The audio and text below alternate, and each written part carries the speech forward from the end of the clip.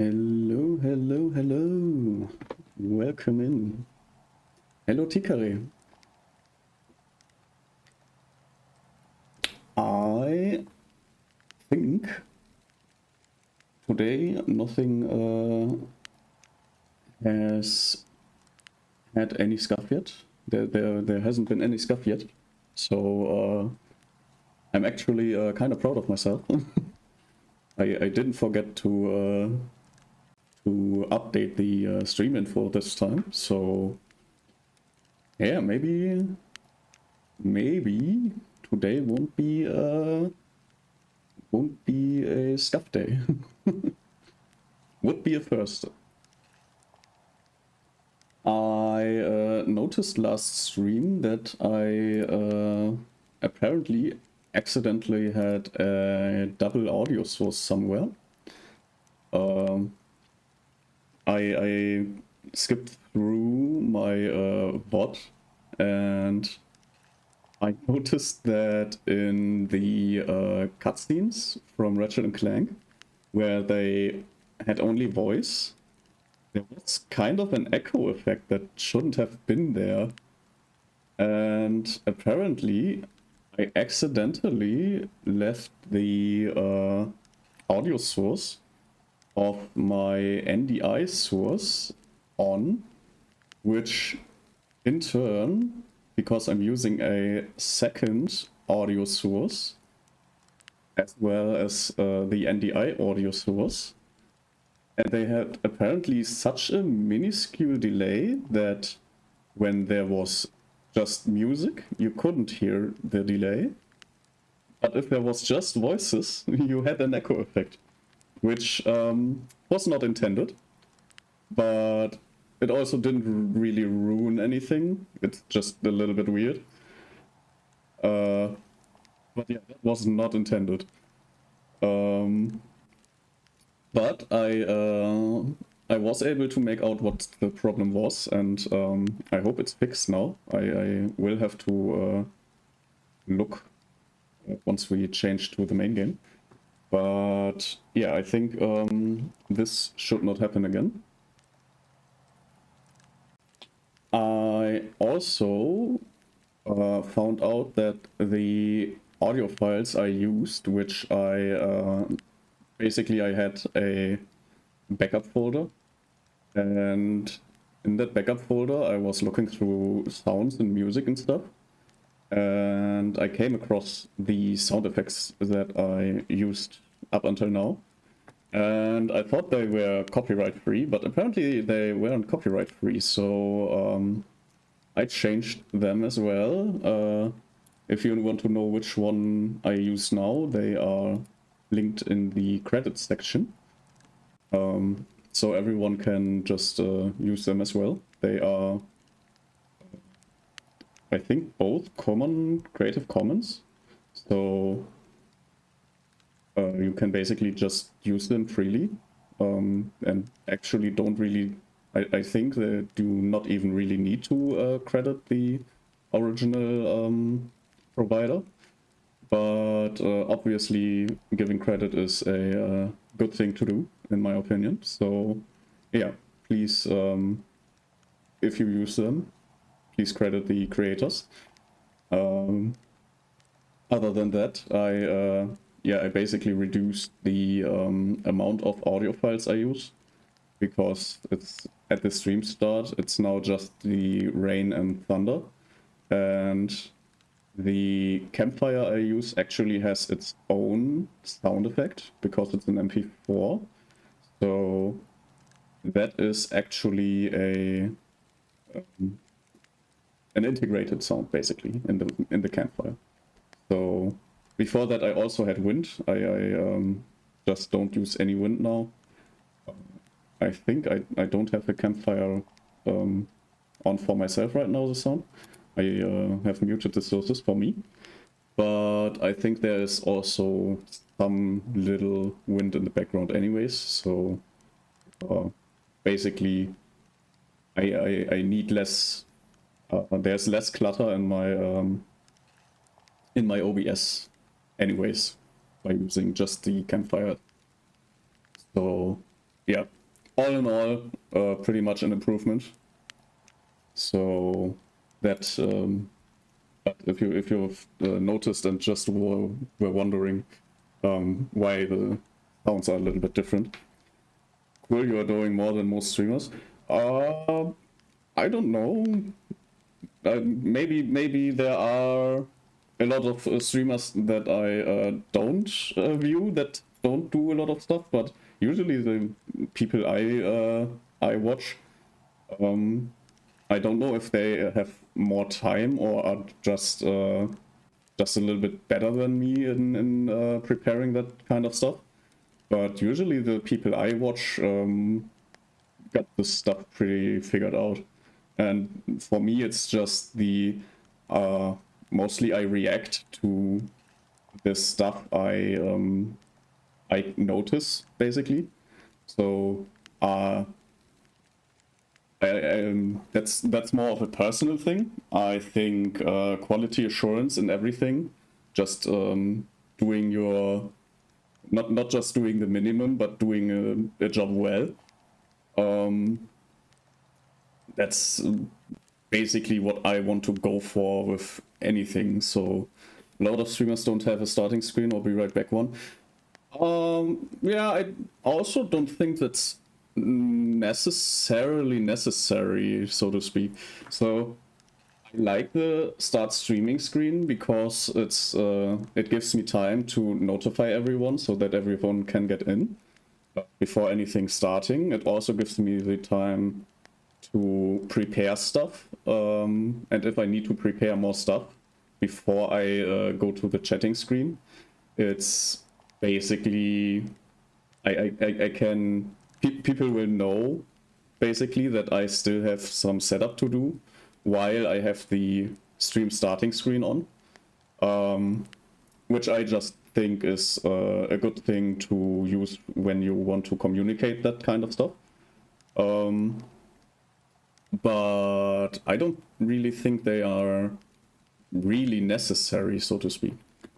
So they are just something neat I thought was really good to communicate a little bit to people who also, for example, if you want to just lurk with the sound off, you will know when the chatting goes into a be right back sort of section.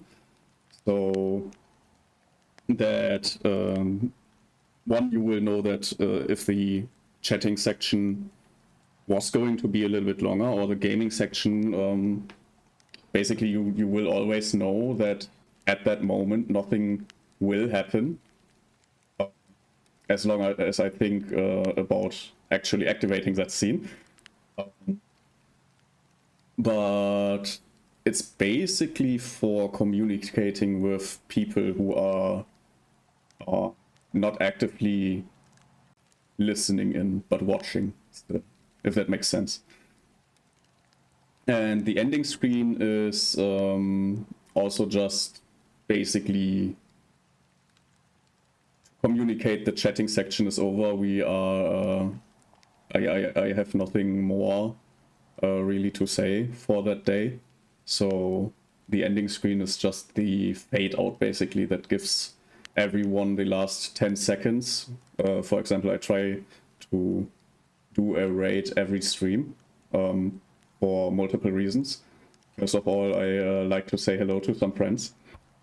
Second of all, obviously, to maybe get some viewers to follow me from the other people. So yeah, that's basically the ending screen, is to give you the last 10 seconds to copy the message if you haven't done that yet, and basically to make an official goodbye, so to speak. So yeah, you're doing a great job. I can see you care about the stream being enjoyable for all. Yeah, as I said, it's more of a I basically live the quality assurance life. I really like things to be neat and in presentable quality. Because for the longest time, I had to work with stuff that is the bare minimum. I had to work with a lot of bare minimum stuff in my life, and I still do. So I basically, whenever I try to create something, or whenever I try to care about something, I want to make it, I want to, yeah, I want to make it at least in a way that if the next person basically picks it up and wants to use it or something, that the next person can understand what are these things used for and what can you expect from them. It's basically a base communication thing that I try to do with everything. So if something, for example, if someone tells me something doesn't make sense for them, I will try to remember how I explained it to them, and if I can basically explain it better in the way that it's used. For example, if you want to use a knife, most people will know how to use a knife. But imagine somebody,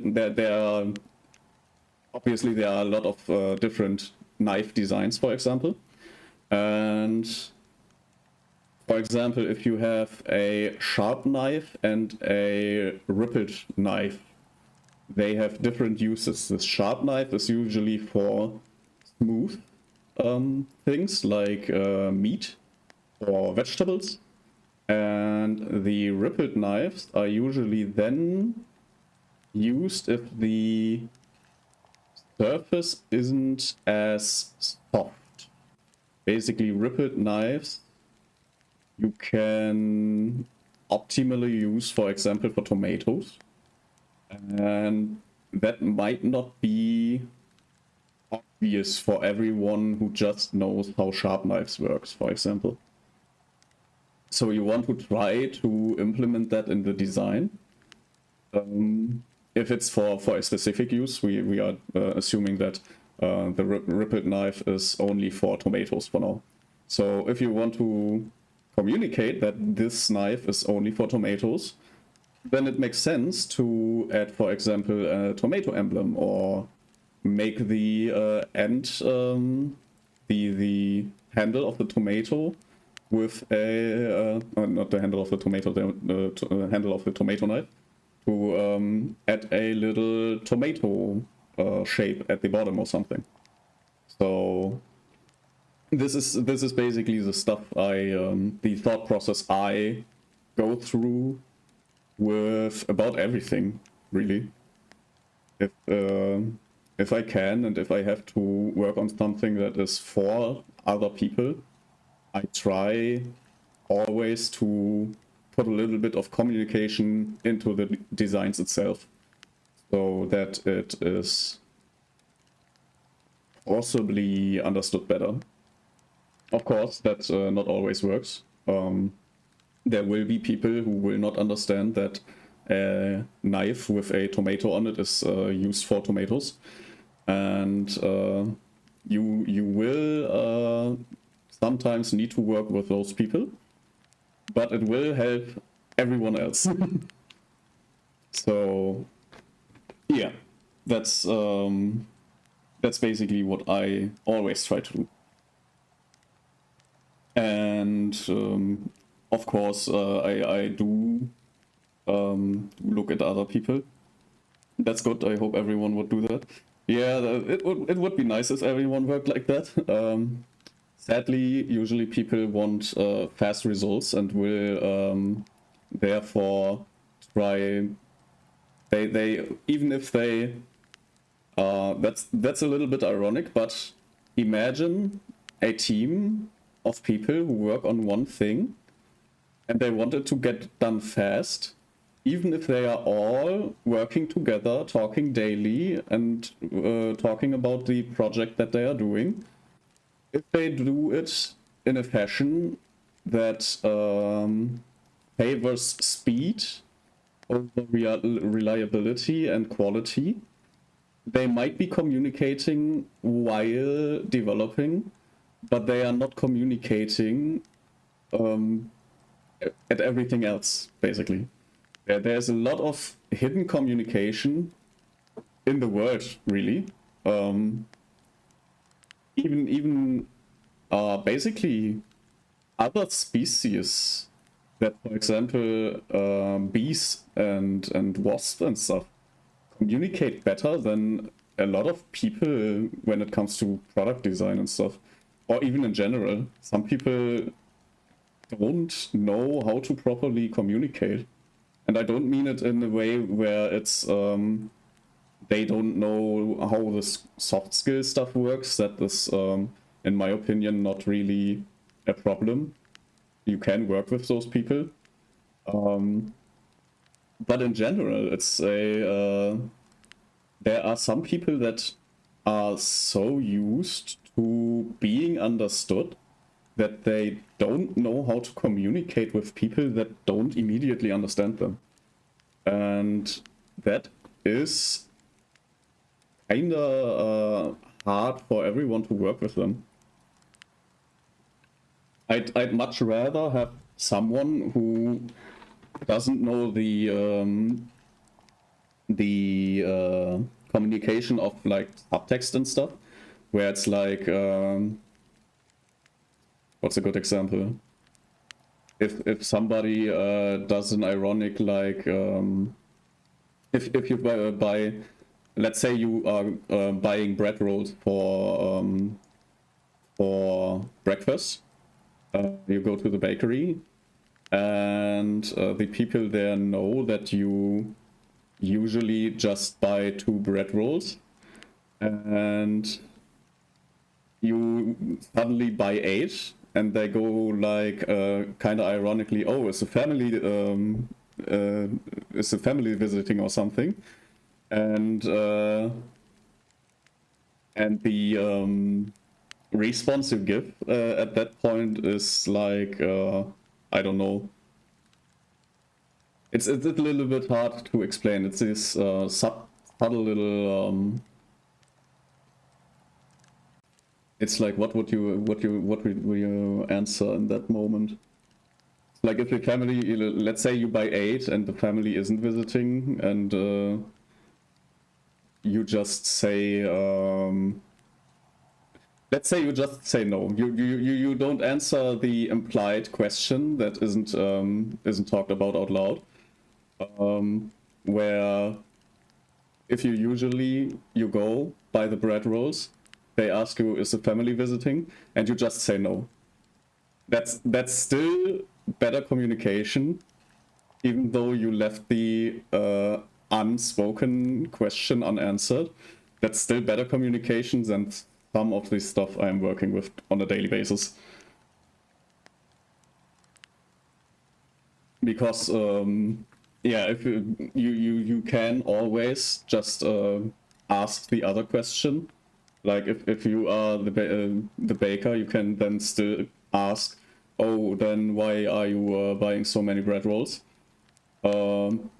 Which is a little bit weird for usual interactions. People usually don't interact that way, but it's not really a problem. Because obviously if the baker really has any interest in the person, then they can still ask. But if you are, like me, a software developer, and you write code and you sometimes switch jobs, and the people that come after you have to read your code and cannot contact you, then it's a little bit harder to get those questions answered.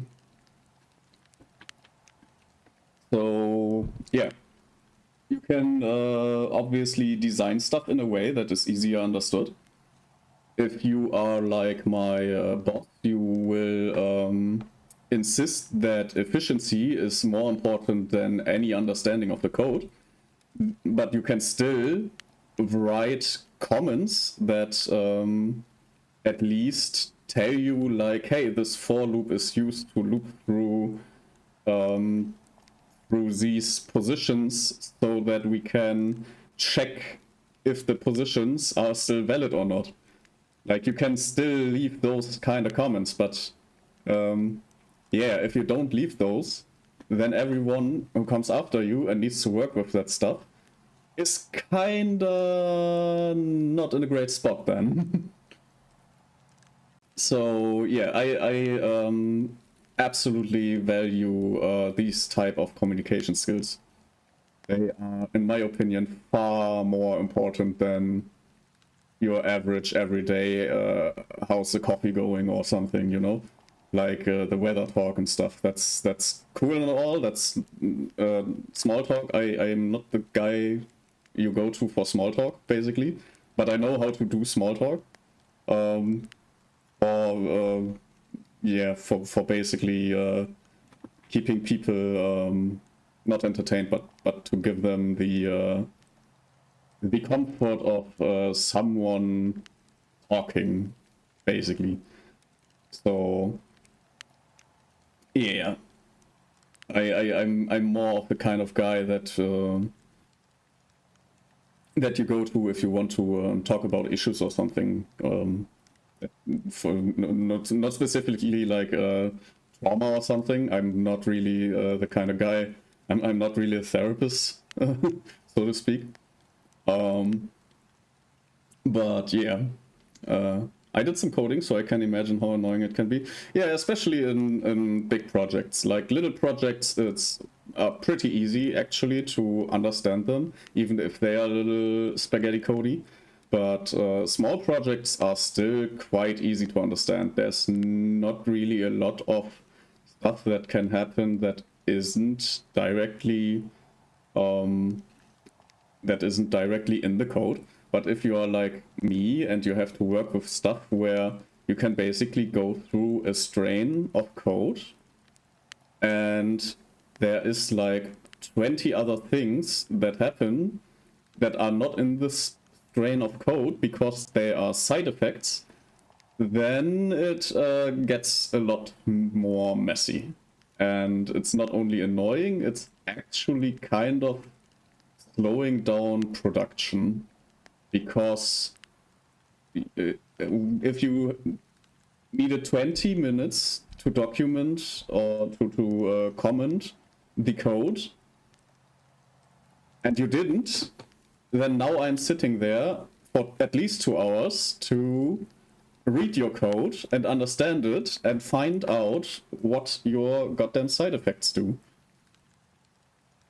So yeah, it's these kind of skills are extremely important to save time in the long run, even if they take time in that moment. Yeah, but I really like when it comes to talking. I can do the weather is nice stuff, the thingies. And I'm not really interested in sports ball, but technically you can always talk to me about sports ball because I know how the most of the sports work, and I do know the basic stuffs. So yeah, you can talk about that with me, but usually if I will be going, if we are like, I don't know, if we are walking like 5 minutes or something from one destination to another, then it's fine. But if it's taking longer, I really like to go more into the hobby spheres for stuff. I'm usually more of a listener. Yeah, I do like to listen to, because usually if someone is really enthusiastic about something, you can just let them talk. And if you have any if they expect a response, you can usually, from the stuff they said, you can usually infer information and then just ask a question based on that. And you can actually learn stuff, obviously, if somebody is talking about their hobbies. So if it's a hobby which isn't like, I know that there is basically the hobby of stalking online celebrities and general stalking celebrities and stuff like that. I do not care about people, or not that I don't care about people. I don't care about people of the public eye, basically. I do care, for example, about politics, but depending on who you are talking with, it can turn pretty nasty, so I avoid that too.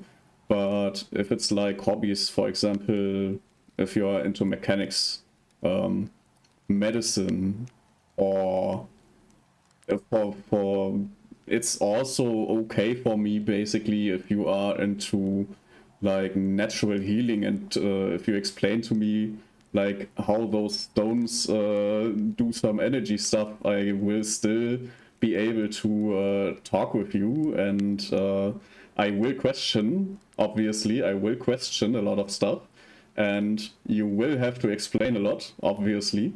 But if you are into explaining that stuff, and I can ask questions, and don't just need to accept what you are telling me is like the truth, but you can actually explain stuff to me, I will have my fun too. So that's absolutely fine by me.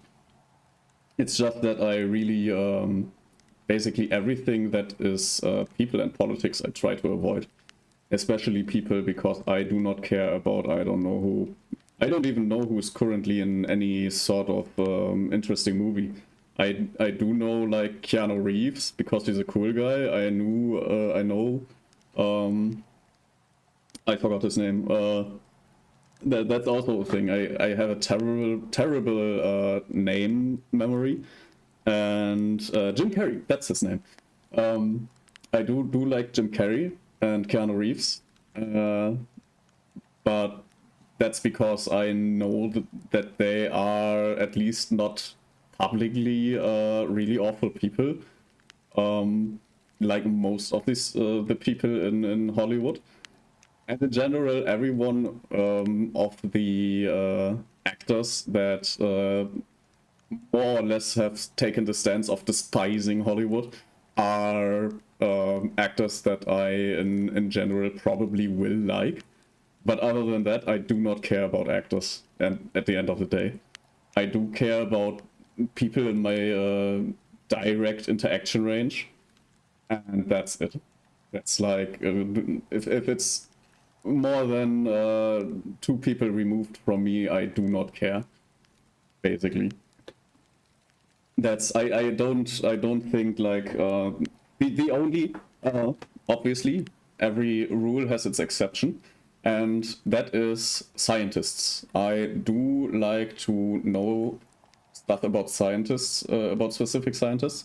However, that always comes with the science stuff they do. So I do not care per se about the scientist's man itself, but I do care, for example, about Nikola Tesla and Marie Curie and the modern people like Neil deGrasse Tyson, because they do lots of fun stuff.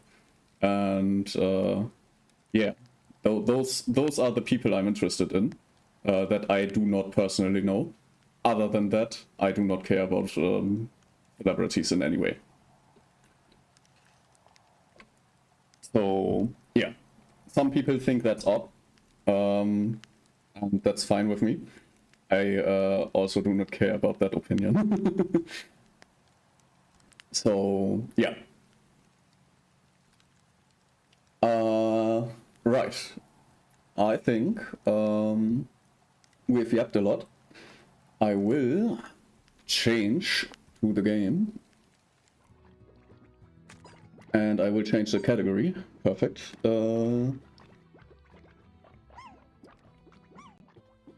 Maria Skłodowska Curie. Sorry, but we Polish get angry if people don't say her full name. But I get it, hard to say. Is it score? I think. Wait. I do have a little pocketbook that I have prepared, where I have all the letters that are unusual for me, so it would be Skłodowska.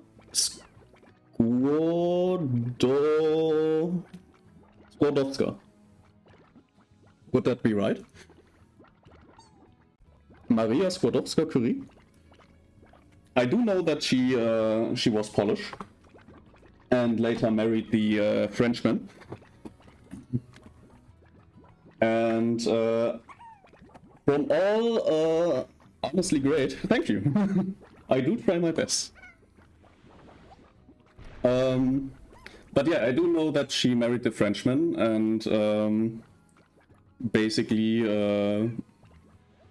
I don't actually know where they went after that, but I do know that the stuff she did for science and medicine is just way too important than to not know who she is. She is basically my favorite Polish person. And Nikola Tesla, obviously a close second, because goddamn, that man was ahead of his time.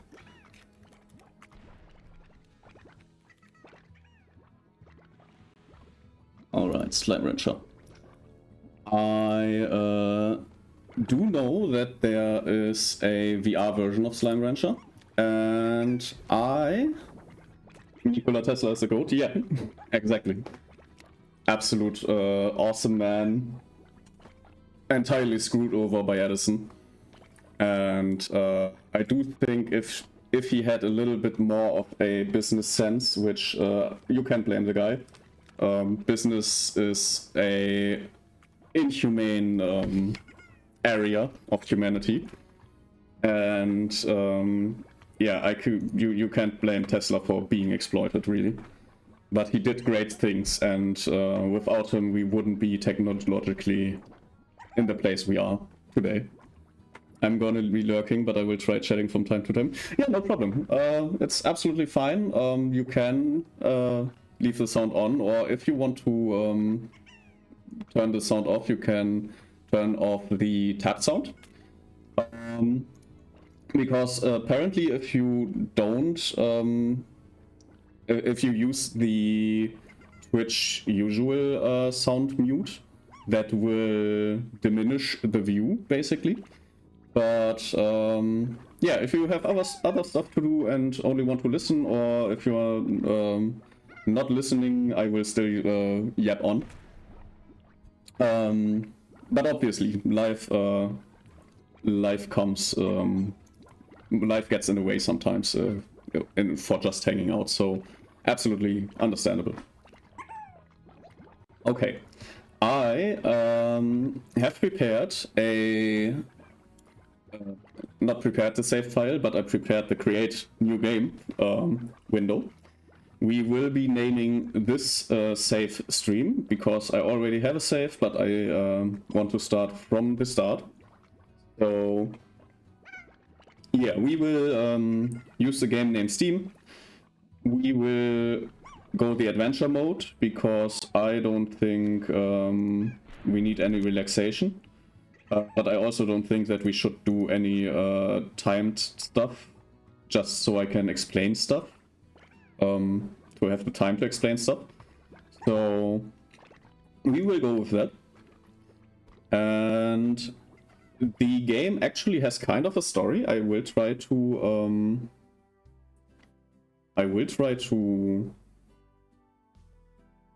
read the story. Let's see. 1,000 yeah, I thought so. It has sequences where the story just the text just goes away, and I can't do anything about it. So if you are extremely interested in the story in every detail, you will need to watch the VOD.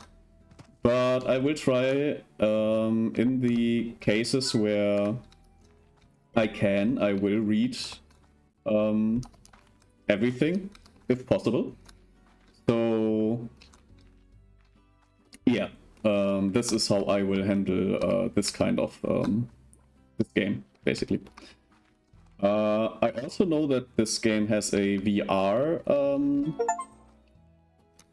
New Slimepedia entry. Dry Reef, a coral-crusted ocean floor that now basks under a golden sun. Okay.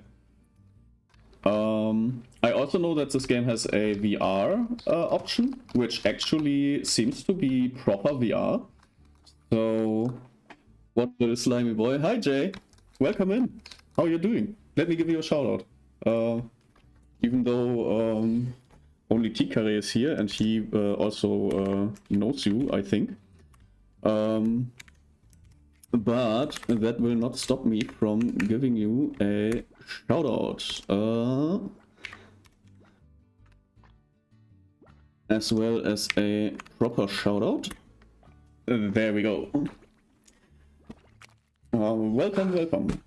How are you doing? How's life treating you today? Are you prepared for the weekend?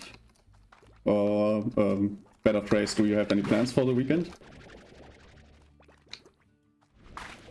Because I was talking about the VR version of Slime Rancher. Hey, I just got home from work. Oh, nice. So you are now properly able to go into the weekend, I assume. But I was talking about the VR version of Slime Rancher, and I will, that's the plan, I will play after the fall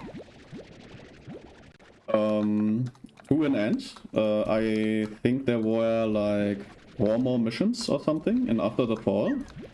And then I think that I will use Slime Rancher as the next VR game, because you can technically it's an infinite game, so you are able to just go infinitely and play infinitely. Even if you 100% the game, there's no real end. However, there is a quote-unquote story ending, and basically a content ending a little bit. So it will I will most likely do basically the content ending, because I'm unsure. I think there is like story in some little, how you call it, capsules, and the capsules will not open without keys, and I don't actually know if those keys can still be obtained. I seem to remember something like that these capsule keys were, or that they have some kind of special mechanic how they work. I will look it up. It's not that relevant at the moment, but it will be, there will be an end for the game. There are multiple points that the game can be seen as completed, which I will basically decide when it's time. I will show everything if possible. There are basically objectives that I want to define beforehand. I don't know if I have. I don't think that one of them is immediately visible. Oh, I think I already put that in. Okay. Give me your plot.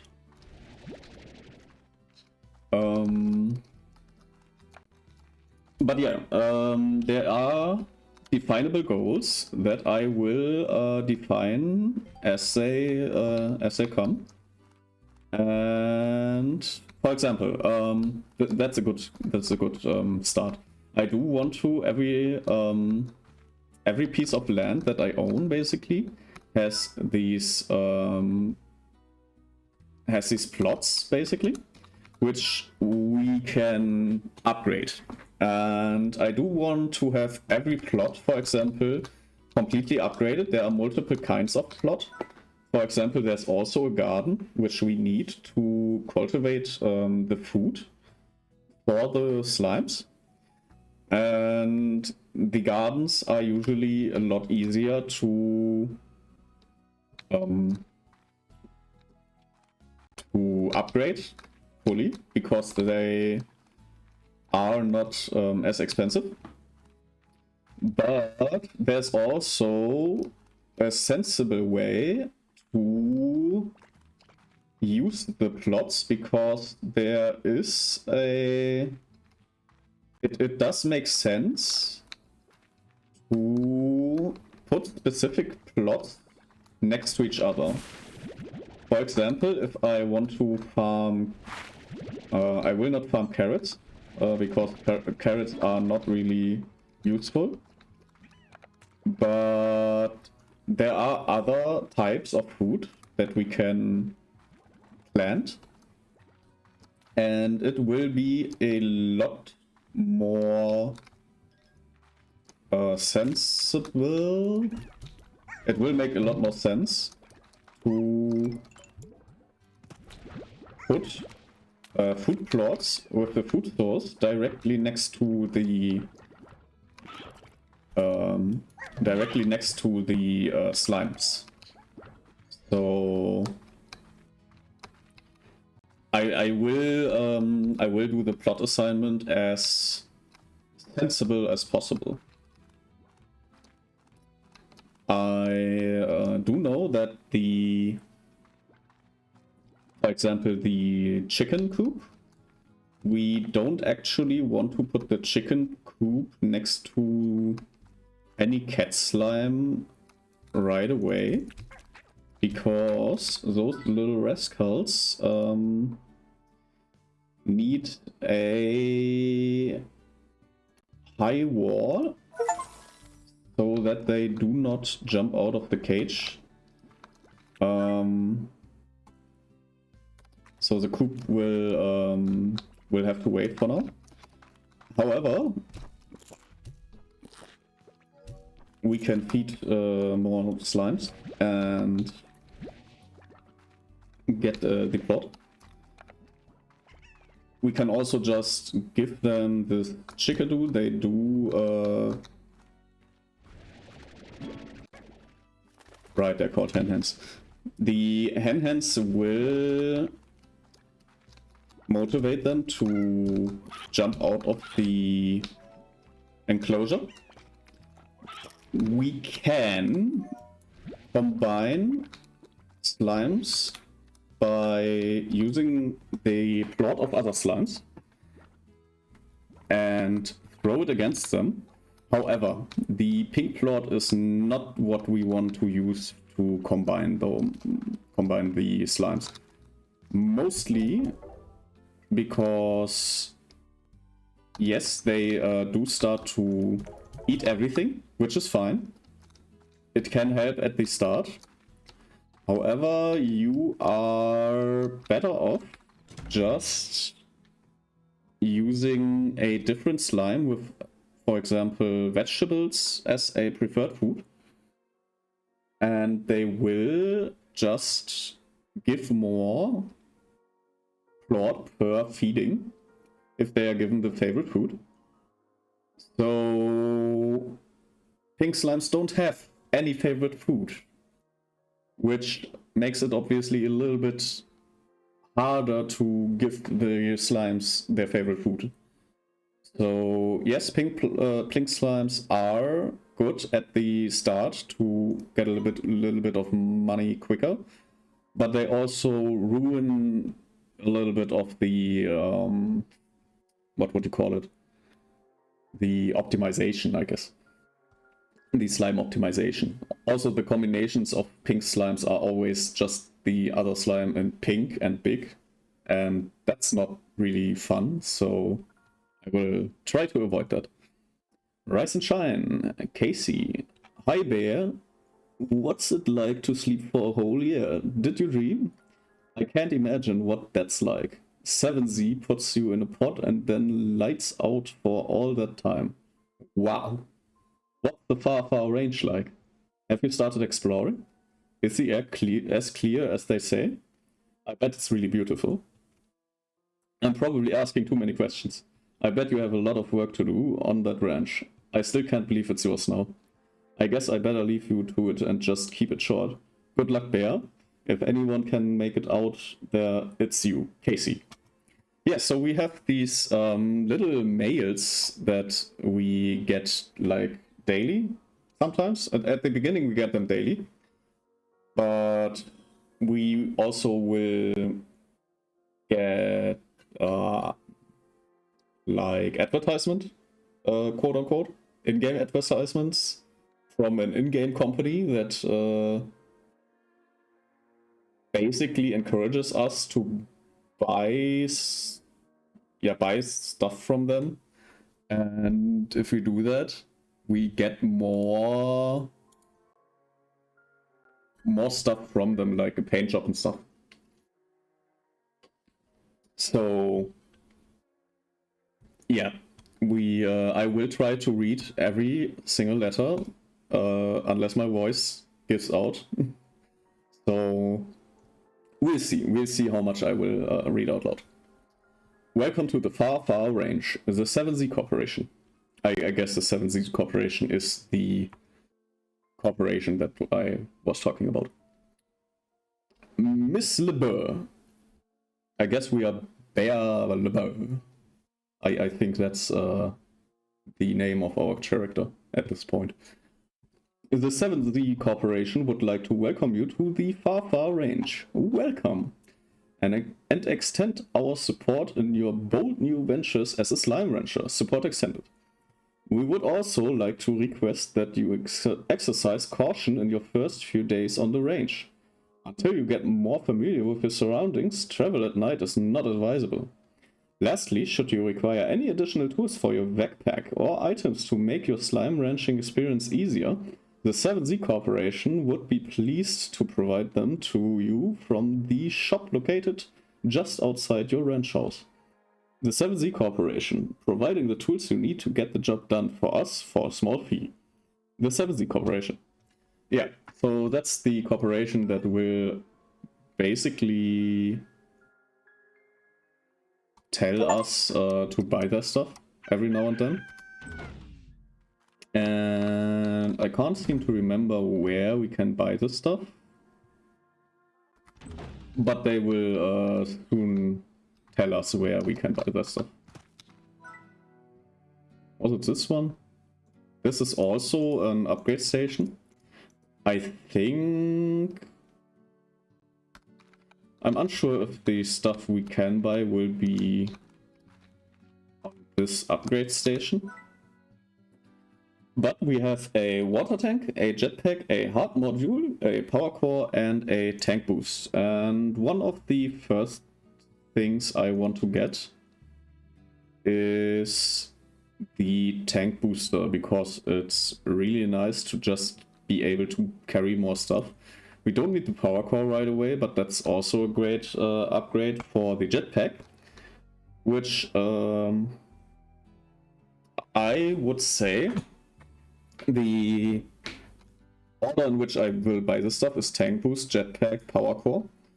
The water tank really is not necessary.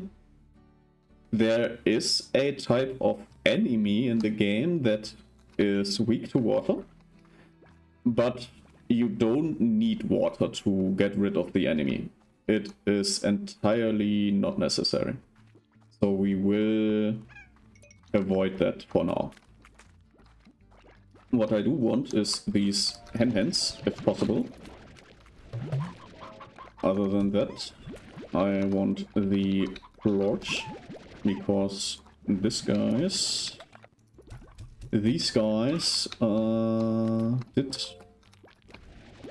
just snack all the chickens and left me nothing but the plort. So pink plort is really annoying, if I'm being honest.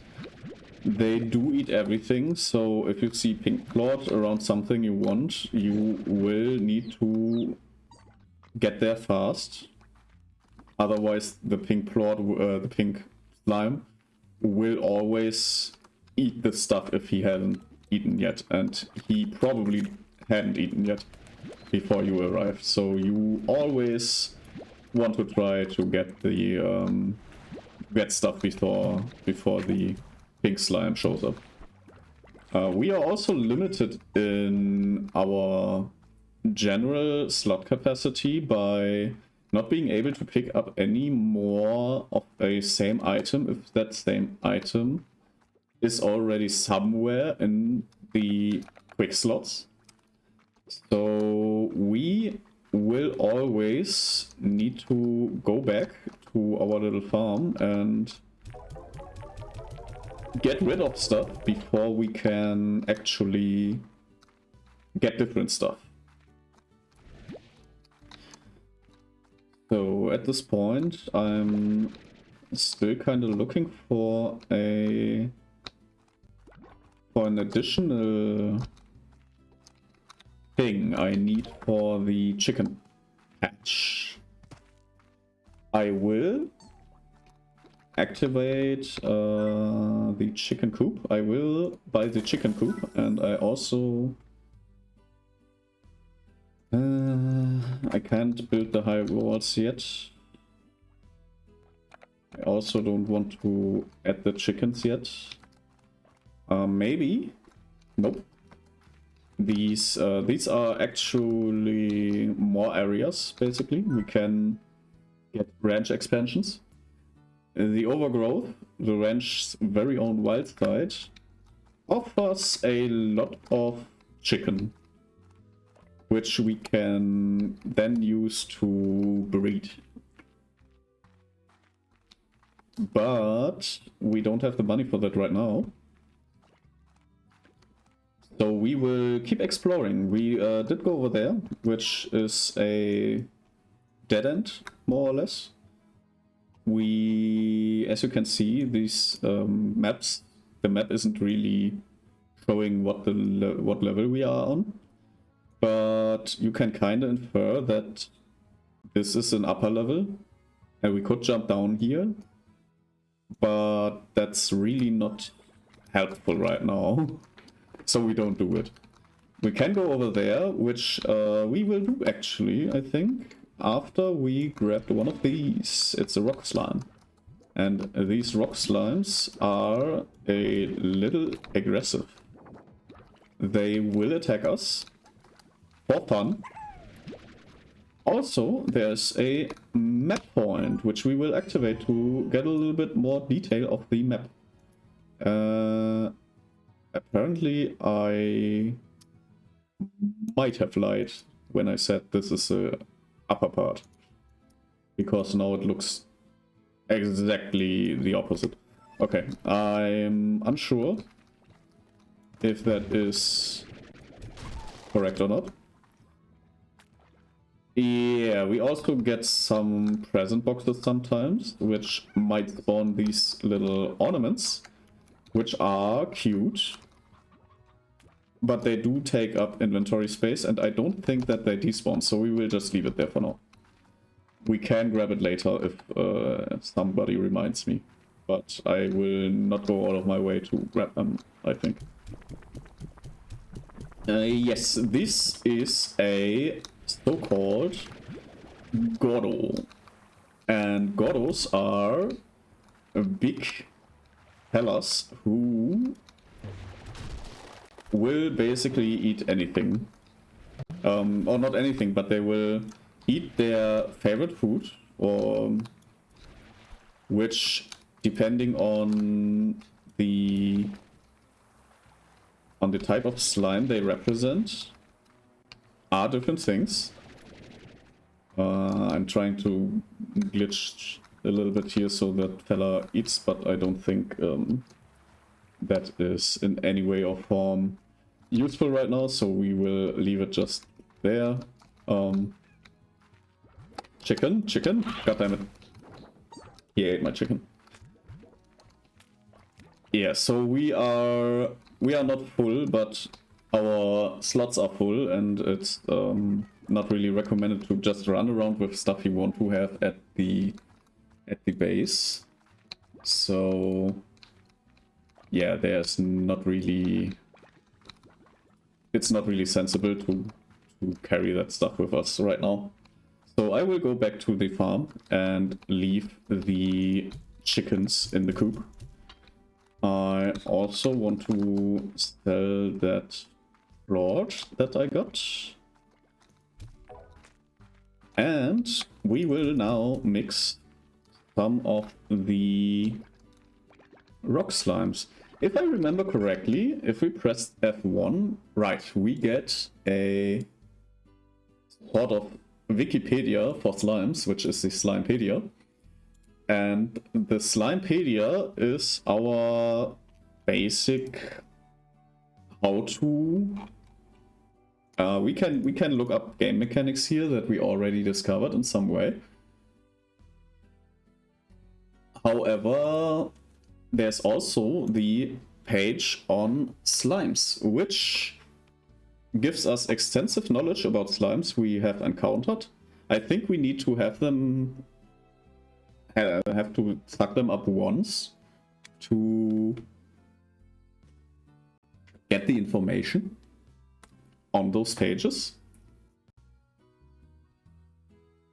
But we can absolutely look up the favorites, like the tabby slime loves the stony hands, and the rock slime loves heartbeats. These foods are usually some kind of pun in multiple languages. I'm currently trying to think of what the...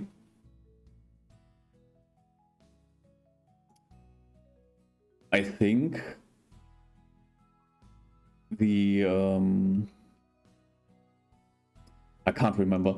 But I think that there is, for example, one of the types of hens had a pun in them in German, but I can't remember. But yeah, these dietary informations are usually really great. For example, everything that is meat is hard to eat, basically. So you usually want to combine them with something that loves either veggies or fruits. And pink slimes obviously have the dietary joker, basically, but they also don't have any favorites, and their plot is really not valuable. So that's the reason, that's the main reason you don't want to use them to be combined. Alright, we also have a section on slimology. So pink slimes are the most common slime found on the far range. They are cheerful, docile, and the easiest of all slimes to ranch. Ranch? Is it ranch or ranch? I think if something is raunchy, it's not good, so I think it's ranch.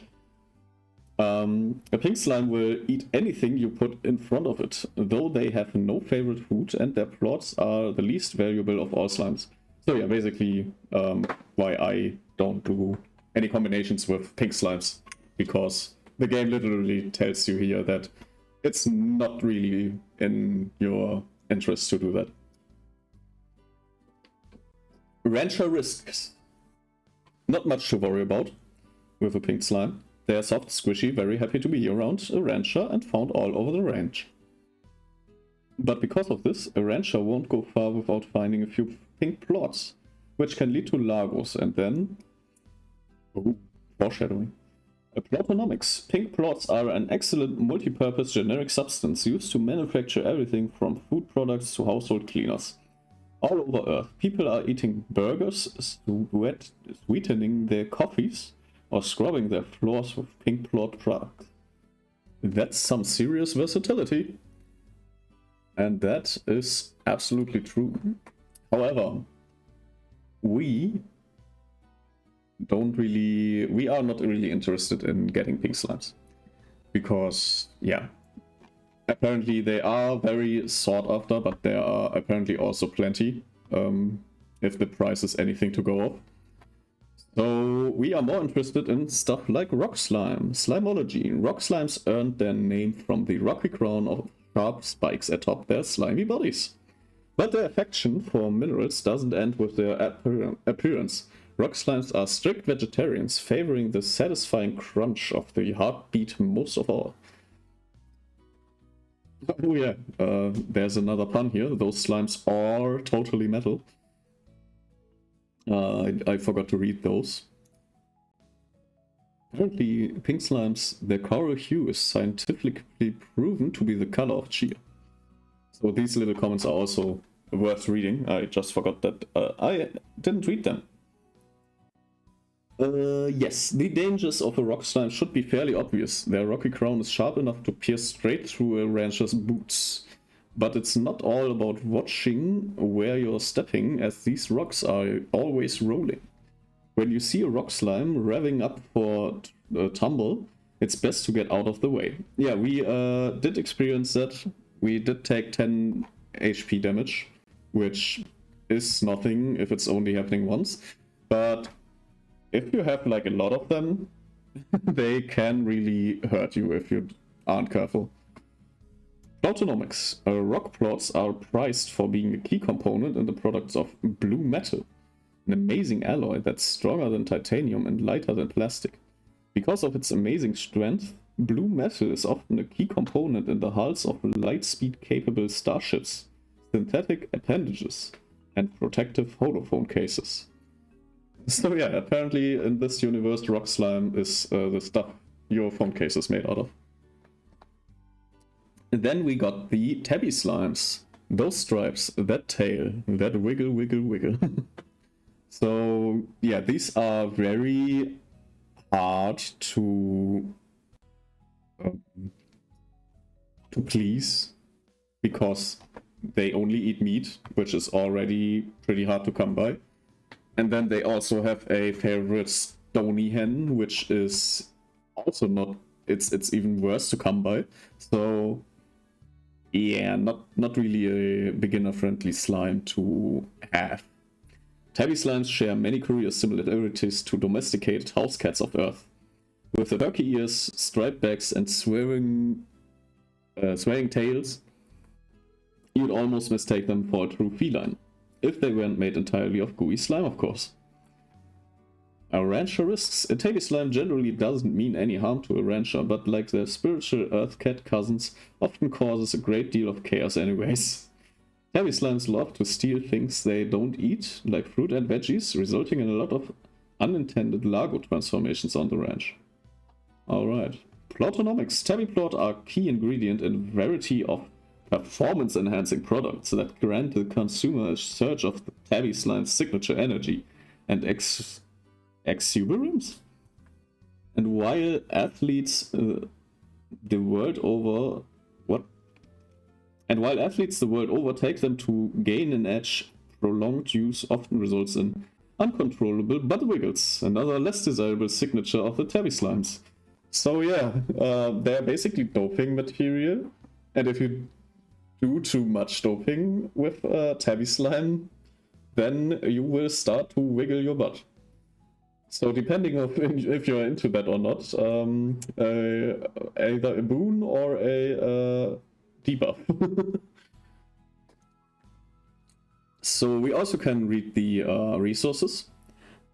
Carrots, and next to a backpack, it's a rancher's best friend. They are type of veggies, favored by none, so you can also read if you want to know if any slime is favoring the food. You can read that in the resources. So carrots don't have any favorite, cocoa fruits don't have any favorite, chickadee is not slime food, so they don't eat the chickadees, which is nice. And the type is future meat, which is accurate, I guess. And then we got the hen-hens and the boostro, which actually, spoilers, are favored by hunter slimes. We will encounter the hunter slimes sometime later. I will not give any any pointers as to how long it can take. But I will read the texts, so maybe the texts reveal when these kind of slimes appear. But carrot. The humble carrot was brought to the far range because they are easy to grow and nutritious. Most ranchers swear by them as they are a handy portable snack, promote good night vision, and when juiced are second only to coffee as a perfect morning beverage. Okay, I did not know that people say that carrot juice is something you can drink instead of coffee. I might try that in real life if I get my hands on carrot juice. On the ranch, deposit a carrot into a garden's depositor and you will have a large carrot crop of your very own. Which we will not be doing, because this is not favored by anyone. But I definitely carry them currently. They will be a good snack for the rock slimes for the start. Pogo fruit. The most common fruit found on the range, and some say the most delicious. So, yeah, this is an opinion, I guess, about pogo fruit. Pogo fruit are common sight almost anywhere on the far range, tasting a bit like a peach. They are most notable for having their trademark spots both on and under the skin. On the ranch, deposit a pogo fruit into a garden's depositor and you will grow a large pogo fruit tree. So this is obviously a tree crop, but trees and the vegetables, so fruit and vegetables, usually if it's a fruit, it grows on the tree. I don't think there's any fruit that grows in the ground, nor any vegetable that grows on the trees, which, funny enough, vegetable is also just a culinary term, so fruits can be vegetables, funny enough. But if you want to type, basically like in real life, a tomato is a fruit, but because vegetables is a culinary term, the preferred term for the tomatoes, which are berries at the end of the day, the preferred term is still vegetable, because culinarily it makes more sense to be a vegetable. Mushrooms in general are considered as mushrooms, but they would also technically fall under the umbrella term of vegetable as a culinary term. And don't get me started on the difference between the how do you call it in German? It's a Fruchtkörper, so a fruit body basically. What would you call it in English? Translate. Translate. Google. Come on, do it.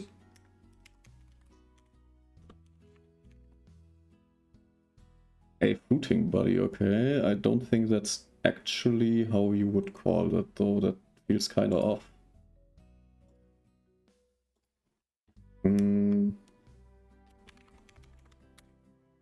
Maybe, just maybe, the Wikipedia will help.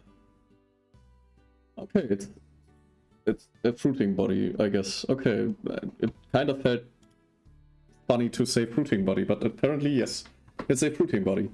And the fruiting body is different to the actual mushroom, which is, I think, the mycelium. It's called the mycelium, basically. So the actual mushroom, the mycelium, is underground, and you are actually just eating the fruiting body of the mushroom, which, yeah, is not technically the mushroom. So the culinary term of vegetable makes almost more sense for a mushroom than mushroom. But enough of that, education over. We are reading about the chickadee. So little and soft you'd think they are filled with marshmallows. Oh damn. About chickadees. Chickadoos are baby chickens that will eventually grow into a hen or more rarely a rooster. Chickadoos of all varieties will never be eaten by slimes. Some believe this is because slimes are too kind-hearted to do such a thing. Aww, that's cute. Others believe it's because chickadoos don't yet have enough meat on their bones, which makes more sense scientifically.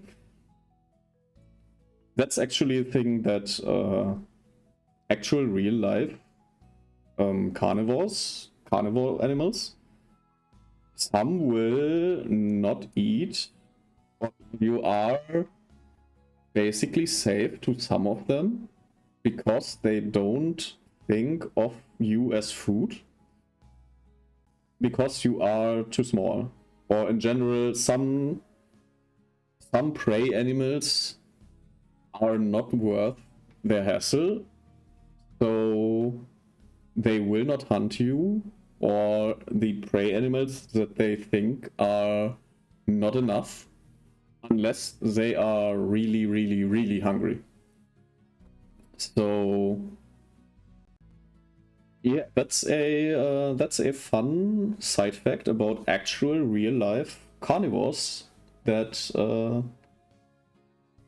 that is basically mirrored in this game. So that's cool. Let's read about Hen Hen, a hearty chicken bred to be twice as tasty as its cousin on Earth. So these are apparently designer chickens, poor little fellows. They do seem to be a little not so healthy. I don't think that you would do them any favors in breeding them. Hen hens are a special breed of chicken bred to survive the climate of the far, far range. While appearing more or less like a big chicken, these burly birds are much more adept at fending for themselves, making them ideal for ranchers who might otherwise be distracted by a few hundred hungry slimes. On the ranch, hen hens in close proximity to roosters will periodically lay eggs that produce chickadoos. However, keeping too many hens or roosters in close proximity makes them anxious, and egg production will come to a halt. Savvy ranchers with an understanding of the complex nature of chicken romance always keep their coops from exceeding 12 grown chickens. So yeah, that's a thing that I actually always did anyways. I will usually have one chicken coop. Will put 2 of every type of chicken in there, so 2 hen hens, 2 roosters, and 2 of the other types of chickens, which I think, well, basically I don't put the hen hens in at some point. I do it at the start so I can feed the meat loving slimes, but later on there are, I think, 1, 2, 3 maybe. I think there are 3 other types of hen. So I will put 2 roosters and 2 of each of the other types, which is about 8. And I will always keep it that way, that there are only 8 grown chickens in the coop. So that will not be a problem. But it's nice to know that this is actually supported by the wiki, that the information I figured out, that it's documented actually in here. So that's nice. In my playthrough, I did not read the resource wiki pages, by the way, if that wasn't clear. So yeah, Rooster struts his stuff like he's king of the coop, which makes sense.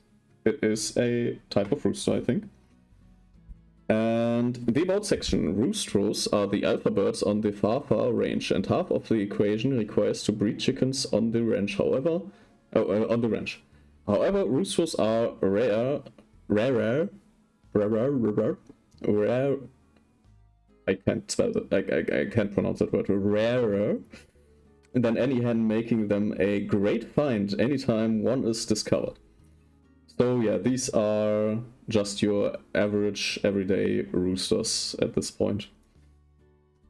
To acquire a rooster, either find one out on the range or breed them on the ranch. Any type of chickadee has a small chance of growing into a rooster. Some ranchers believe that these odds increase if you greet the rooster king's crow at sunrise with an enthusiastic good morning. I don't think that's actually something we can utilize in the game, but good to know. On the ranch, all hens in close proximity to roosters will periodically lay eggs that produce chickadees. However, keeping too many hens... Oh, that's the same information as the hen. But good to know that it's actually in both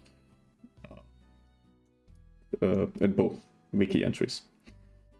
So these are the types of stuff we can get at the range. They are explained in here. I don't think I will read them because I don't think... Yes, nice cock. I do have some here. This is my prized cock, and he is the sole provider for these 4 hens.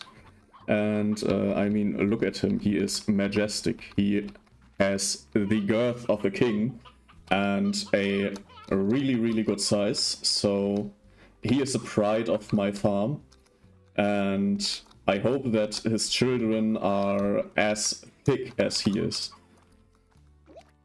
So yeah, the chicken coop, we can upgrade it, and I will at least add the higher walls. We probably will need to stand tall and proud. Yes, he is majestic. Nope, you are not going in there. I do have to add those higher walls as soon as possible. But for that we need a little bit more money, which we get if we can eat those slimes, which I will try to do now. And for that I will grab some of the carrots that are around here. And I will grab any plot that is lying around here. If we don't go to an area for a long time, it sometimes happens that there is a lot of plot lying around. However, plot does expire after a time, so we do need to check regularly basically to find every possible plot. And one of the things that has not yet happened but will probably happen soon, especially at night, is we get the tutorial for the Lagos, which I basically already explained, that you can just throw some of the plot in the face of another slime and they will become the Lago. Oh, I guess I didn't destroy the chest. Let's do that again. Another rooster and something really important, which hopefully does not... Oh, goddammit. Anyways, I need that. The heartbeat. Extremely powerful to use in the early game, because if we purchase a garden, we can put the heartbeat in here. And it will grow here. The heartbeat is the favorite food of the rock slime, which will be our base for how to handle the tabbies. So yeah. Oh yeah, I forgot I just bought something. So the money that I wanted to get, we will still get that money. However, we will... the heartbeats will definitely help with getting the money, because once these heartbeats are grown, we can feed them as the favorite food to these Lagos. And these Lagos will now produce some other plot, the tabby plot, which we can then use to feed the small rock slimes. So we have now 6 Lago tabby rock slimes, which will increase our profits greatly. Nope, I did not want to pick you up. I'm sorry. That was not the plan. Ouch. But yeah, this will definitely help in the long run. We do need to be careful when picking up the plot, because those are actually dangerous if they do these spins. So we try to avoid that. We also try to avoid now mixing any other slime, like this pink guy who is trying to stalk my chickens. We need to get them as far away as possible. They also, if they are feeling fancy, they will try to escape their enclosure. And if they try to escape their enclosure, or if they succeed in escaping their enclosure, it is really dangerous, since they can just eat and leave their plot everywhere. Hi Danelian, how's it going? How have you been? How is your weekend going? Or how will your weekend go, if you know what you're doing on the weekend? I can also remove the carrots, because those will not be necessary anymore, since we have the heartbeats.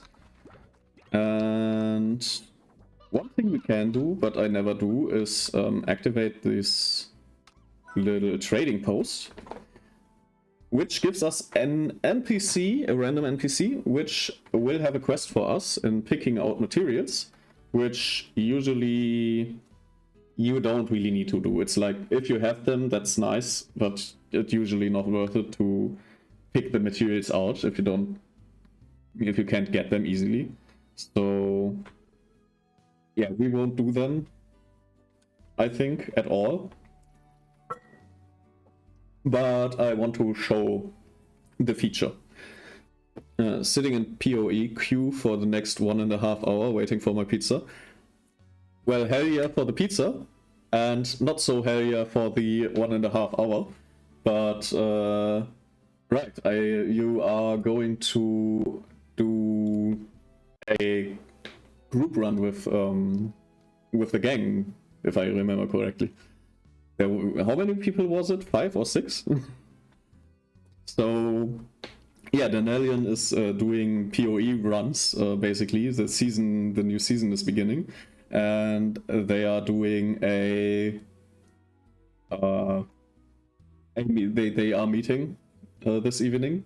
They will start at about the same time, and they will try to reach however far they can get.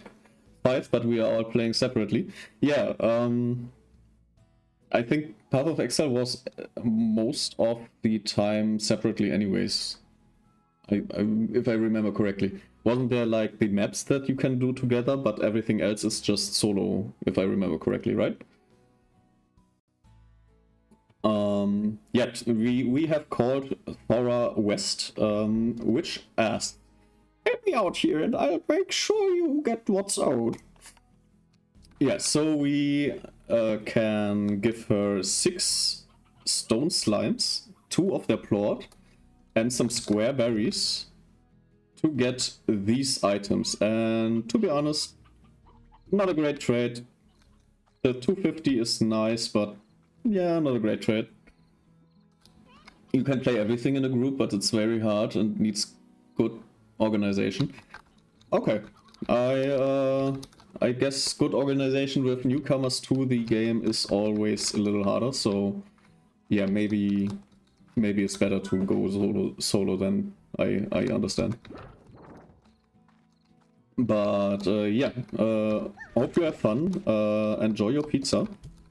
And I will be for the voice call. I think everyone will be in the voice call, so I will join you after the stream. But right now we are going to, first of all, we are going to sleep because I don't want to go out at night yet. And we also have new mail. Welcome to the Range Exchange from Thora West. Hi there, Beatrice. The name's Thora West. I'll keep my introduction short on account that we all got work to do. I'm a longtime rancher here on the Far Range and head of the welcome wagon for your local range exchange. Even with Frozen and Piscopod, a 3-group play would be hard because we never played in a group before. Well, yeah. There's also, I think you are having wildly different gameplay styles, if I remember correctly. So you would probably also get in each other's way a lot, I guess. So organization, probably double the effort if other than just going solo for every one of you. Yeah, I can see that. I have noticed that I forgot to turn on my lights. It's not too bad, just sitting in the dark. I do have enough illumination from the daylight that is still left, but it's better to work with proper lighting. Yeah.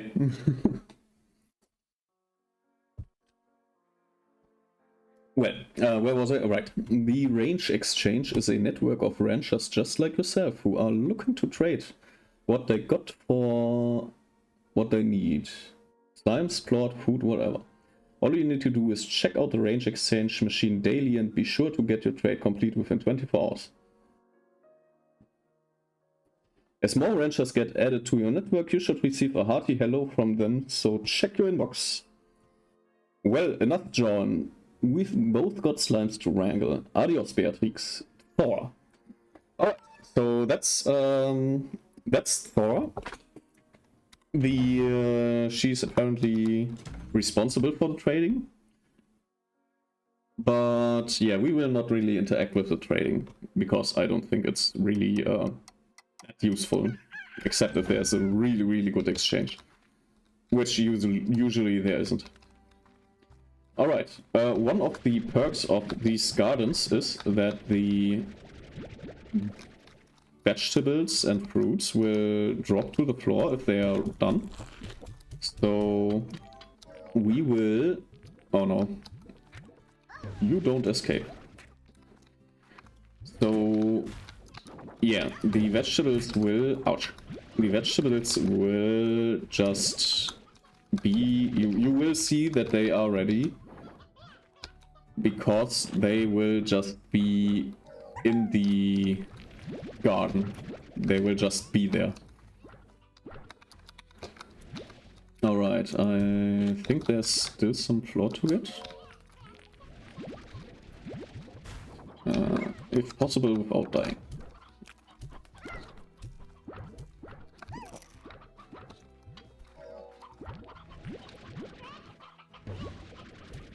Oh no, I made a huge mistake. Stay in there. Alright, I think that's enough. We will put the tabby plot in the machine and we will get rich. As you can see, we now have about almost 700 monies. I actually don't know what kind of money that is. We have 700 coins, about 700 coins, and we will add an air net so that those stupid mofos do not escape.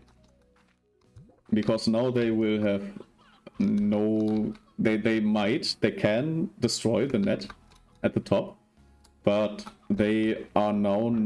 They will have to basically actively attack it which they will not do. So yeah, we are in a good spot now. As soon as those guys get hungry again, we will get more plot, which will be more money. But just waiting will not do us any favors, so we will go back to exploring. And we still have a lot to explore. We have, for example, the one Gordo slime, which we will try to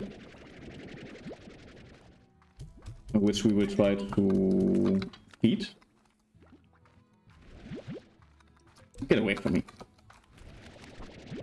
But yeah, we will try to beat the Gordo slime. And if we can do it, we get a reward. Because once the Gordo slime is well fed, we will get a little surprise. Here are still some carrots, which I will need. The Gordo slimes also, for one thing, they will only eat their dietaries, so the pink will eat everything, and for example a tabby Gordo will only eat meat. There's also the added mechanic that they will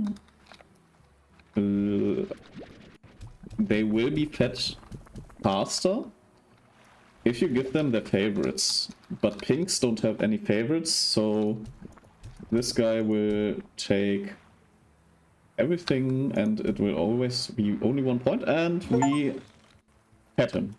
He is now not hungry anymore.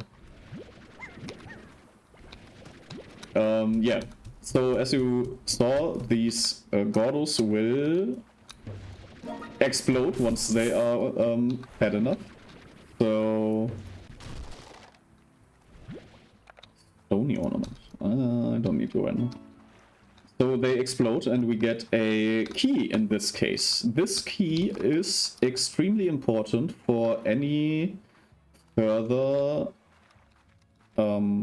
exploration, because there is a point where... Go away. There is a point where we will encounter doors which are only openable by key. The good part is there's no specific key for any door, so you can open any door with any key. But it is, there are some doors which will help you more than others. I don't think I want any more of you. And you will most likely come to an impasse on keys at some point, because the keys are... There are some slimes at some points that don't make it easy to... There's a stony hen. That don't make it easy to progress.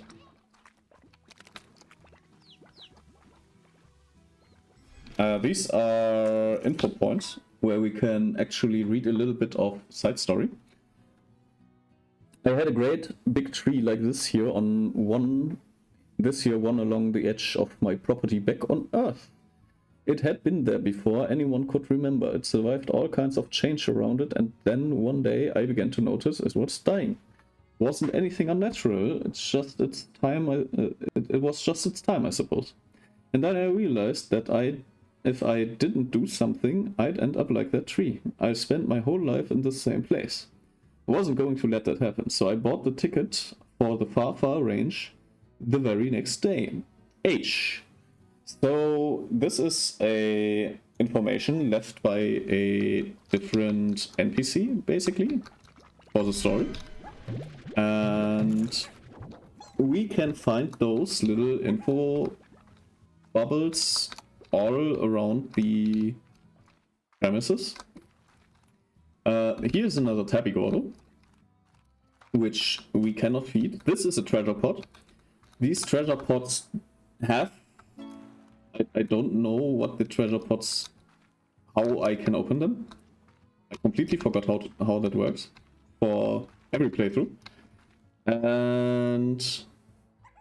yeah, I will see if I can open the treasure pots. We also just got mail. And this is a Tabby-Gordo, which only eats meat. So I will already provide him with some hens, but he will be not easy to feed. He is a pain to feed. So yeah, on a different note, we have Q-berries. We found Q-berries, which are a delicate sweet, and they never roll off the table.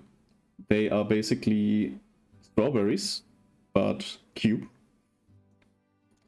Which actually, if you are interested in theming a party in like Slime Rancher, if you want to do a Slime Rancher party, you can actually just grow your own strawberries if you are skilled enough. And you can, if you don't get, you can like let them grow into cubes. You only need a cube-shaped container that you can use. And if you put them in the cube-shaped container and let them grow in there, if they grow big enough, they will take the shape of the container. So you can actually get real-life Q-berries if you are skilled enough with growing the strawberries. And to do that, the container should be, because the fruit itself needs to be able to see the sunlight, basically. You need to let the sunlight through. So you can't just take any closed container. But you can, there are like plastic molds that you can put around the strawberries. Once you find that your strawberries have grown a fruit, you can take that plastic container, this plastic mold, and you can just make a cubed strawberry and put it on the table. That is a thing you can do. However, these are fruits loved by so-called phosphor slimes, so there are phosphor slimes. Due to their sweet taste and curious shape, Q-berries were quick to become a favorite amongst the first ranchers on the range. They are often used in cakes and pies when celebrating special occasions like birthdays or Plotapalooza. Okay, whatever that is. Deposit a Q-berry into a garden's deposit and it will grow. Yes, okay, that's the general advice. We also have an entry on ornaments, collectible decorations for your ranch. Type unique, favored by not slime fruit.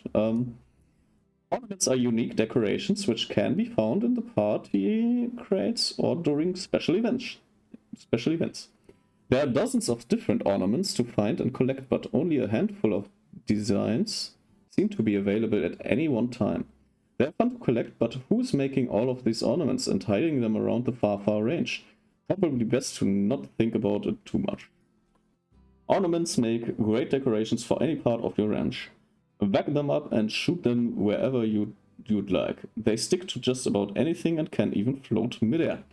Yeah, so decoration items, not really what we were looking for, but they exist. I also, last time I went over the ranch part, I didn't go into detail about the stuff we can find, but there is not really a lot. We can look at the possible areas that we can buy, and there's a little explanation about incinerators and ponds. Silos also, but I will go over them once we get to them. And there's also the world where we are currently just in the dry reef, and an explanation of the Slime Sea. which is all around us, and slime keys now that we have picked up a slime key.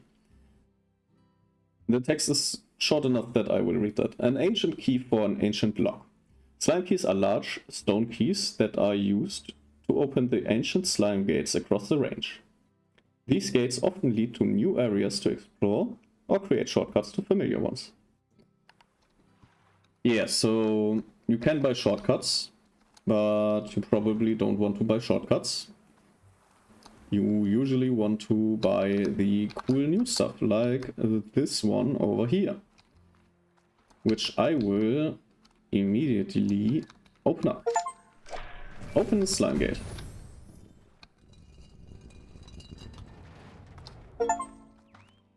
On the other side, discover the moss blanket. Yeah, so this is a new area. However, I do have a full inventory with a nice little new fruit, which I do not want to waste. Also pink plot that we still can sell, so we will do that. And to get back we will have to walk. Currently there is no way of fast traveling, so every time we go explore we will have to walk back a pretty long way. So get used to that, because it will happen a lot. In the meantime we can see what we got here. Nothing new. Nothing worth of taking with us. The rock plot actually a little bit more important. I did notice that I still have carrots that I don't really need, so I will just throw them around here and pick up the pink plot later.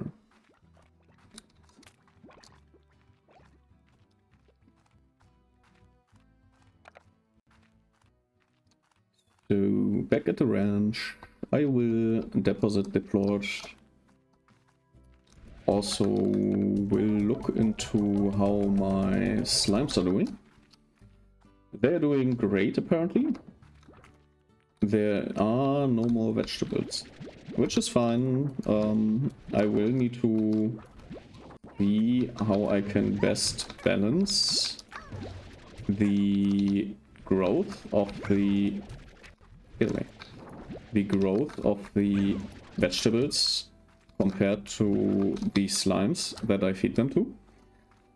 There is a balance you can strike where it's pretty much always gonna be enough. And there are nice tools, like one that I will use now is a plot collector. I will buy the plot collector because it makes it a lot easier to collect the plot once it's feeding time. We can activate it manually. I think it also activates from time to time. So that's a thing I want. I want to have. I also want to put the Q-berry in the garden, because the Q-berry will come in handy later. I will probably not upgrade this garden, because the Q-berry actually makes sense somewhere else. However, we did not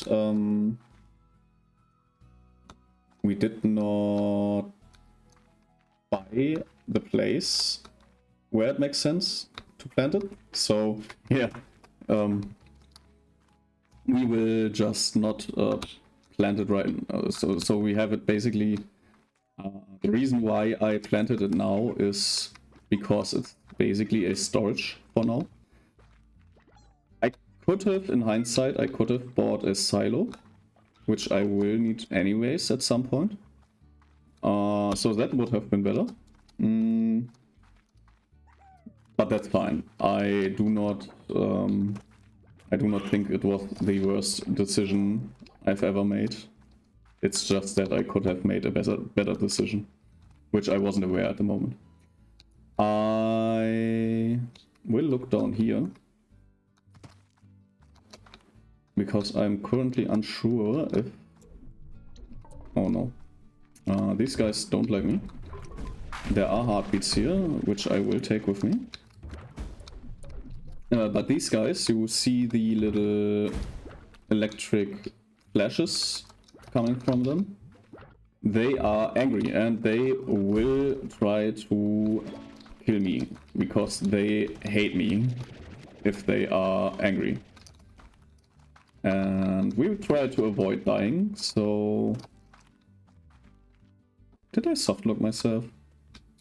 I need a slime key to get out of here. Okay, but I also can... Alright, okay. I can just get into this area from up there. And I can just collect a little bit of chicken right here. While I'm at it, I can also visit the Tabby Gordo, which I will do, and offer this humble hen. I also got 2 stony hens, which if I remember correctly, yes, are the favorite food of the tabby slime. So the tabby slime will be our little... I will also take those with me. But yeah, the tabby slime Lago, Gordo? The tabby slime Gordo is what we are trying to feed with these stony hens. Because the stony hens, as I mentioned, are the favorite food of the tabby slime. And they are basically worth double points for the Lago. Which means feeding the Lago with stony hens is what we want to do. There's also a info box here that I overlooked for a long time apparently. So we will do that too. The name's Hobson Twilligers, rancher, explorer, and the former owner of this here ranch. Of this here ranch you now call your own. I'm pleased to make your acquaintance. I was a rancher for more years than I can remember and felt there was one last adventure left in me, so I set off to find just that.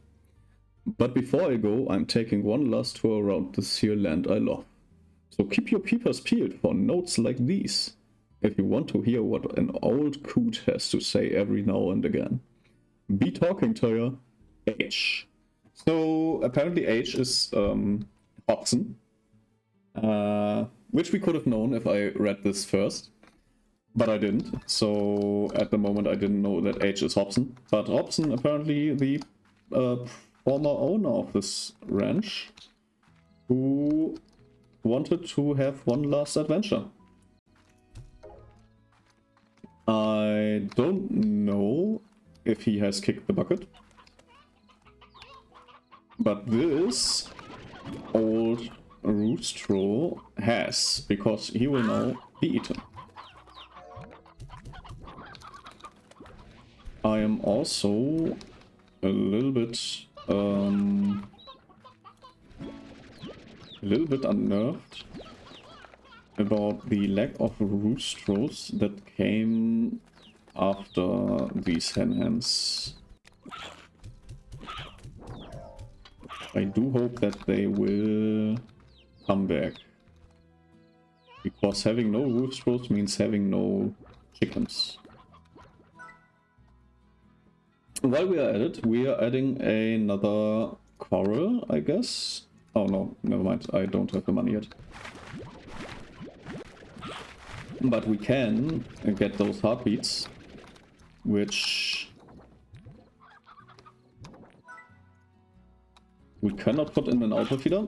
The auto feeder will take care of the slimes being fed over the time that I am not in the area, which is nice. Just in general having the auto feeder, because these beetroots will rot if they are not eaten, and we obviously do not want to waste them. but we also don't have the capacity to really store them right now. But I now know that I want a silo.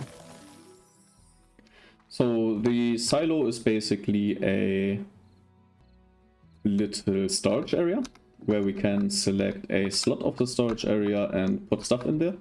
We only have those 3, but we can upgrade the silo, and we will have 4 of these 3 packs basically, where we can put in the items that we want to store, which I will put in the Q-berry now. And potentially remove the garden. Or, you know what, I will keep the garden. I will, however, already put all the Q-berries in the silo, because the silo has the nice effect of not letting stuff rot. So if you want to store stuff that you don't actively need but it can rot, and you obviously don't want to carry it in your hotbar, then the silo is the perfect opportunity to just store that stuff and wait for the opportunity to reuse them. Alright, we got more mail. Star mail from Casey. My pet cactus. Hi Bear, I bought a cactus from you, sort of. When I came back home, it was one of the only things left in your shop. Was a lonely little guy, so I decided to adopt it. You know, I kill every plant I touch, but I promise you this one will last. Yeah, about cacti and accidentally killing them. I don't know how it happened, but apparently my cactus dried out. I had a cactus, and I basically never watered the cactus, and it still died. It apparently, I don't know, it dried out or something. I am extremely astonished that that is a thing that apparently can happen, but it happened. So yeah, I once had a cactus that dried out. Yeah. I mean, if I can't keep a cactus alive, then clearly something is really wrong. Yeah, absolutely agree. I don't know how the fuck I was able to let the cactus dry out.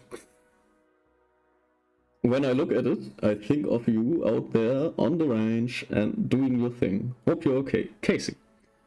Yeah, so let's see how that turns out. Solutions, Miss LeBeau, from Victor Humphreys. Allow me to introduce myself. I'm Victor Humphreys, professional slime rancher, slime scientist, and amateur musician. My understanding is that Miss West has already informed you of how the range exchange works, so I will spare you any further education. Instead, I'll illuminate you on what you can expect from my own requests. As a slime scientist / rancher, I have a tremendous interest in the liquiform legion that we share this vast range with, the slimes. My studies often keep me from venturing out on the range daily, and when I find myself short of a particular species, I use the range exchange to fill that gap. Don't worry though, I will reimburse you handsomely for your efforts. Good luck in your new ventures, Miss LeBeau. I look forward to seeing life breathed once again into the former Twilger Ranch. Sincerely, Victor Humphreys. P.S. I once lost my most favorite fiddle while fleeing a feral boo slime. Its value is only sentimental, but should you find it, I'd very much love to be able to play it again.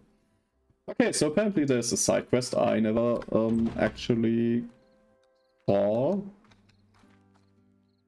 I don't know if there's actually a violin somewhere. I've never encountered it, But then again, I never really read the letters that I get, so I guess that's on me. But yeah, we will keep a lookout if we can actually find the music instrument of that certain scientist. And if we do, we obviously will try to call him about it. But it's in the middle of the night. I will go to sleep. And it's a new day. Yes, immediately the slimes are hungry again. So this is also an added bonus. We were also lucky enough to get another Roostro in the pen. And I hope this will keep itself in check for the longest time. I also forgot that we can use the normal hens to feed the Lago Tabby, or the Gordo Tabby, not the Lago Tabby, the Tabby Gordo. So yeah, that's on me. I forgot that's a thing that I can do. If you were watching the VOD shouting at me that I'm a stupid idiot, I completely understand. But we will sell the plot of the day, and then we'll return to feeding the Gordo. And I really hope the chicken coop stays the way it is. Usually, at the start of the game, it can be a little bit scary because the roosters do have a chance of not being enough. So there is a small chance that even if you provide 2 roosters at the start, you still might end up with 0 further roosters because, goddammit, because they have a lot lower spawn rate. So that could be a concern. Even... oh no, I think I messed up.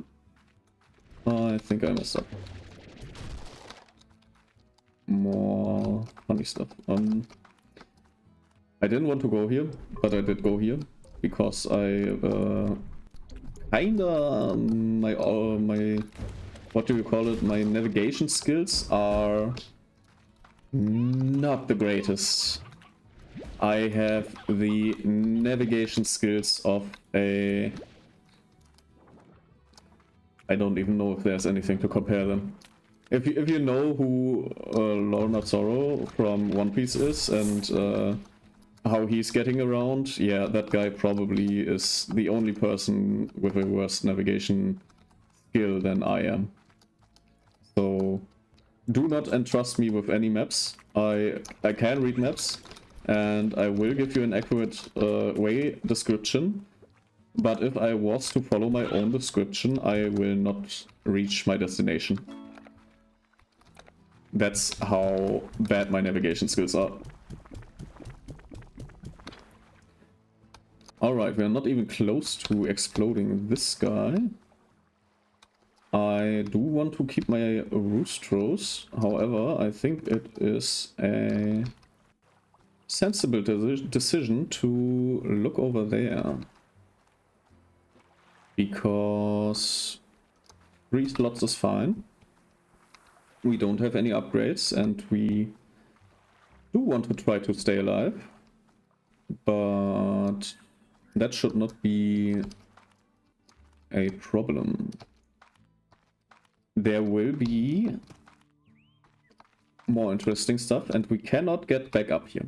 Once we fall down, we are down here. But that's alright, because I know that there is a way to get back. There are new slime types. No! No! I forgot that the gold slime also eats the gold slime would have also eaten the roosters. I forgot that I could have just fed them the roosters. Ah. That's so bad, because the gold slime, if you give him something to eat, he drops a gold plot. And the gold plot is like 600 flat coins. That would have that really would have been such a good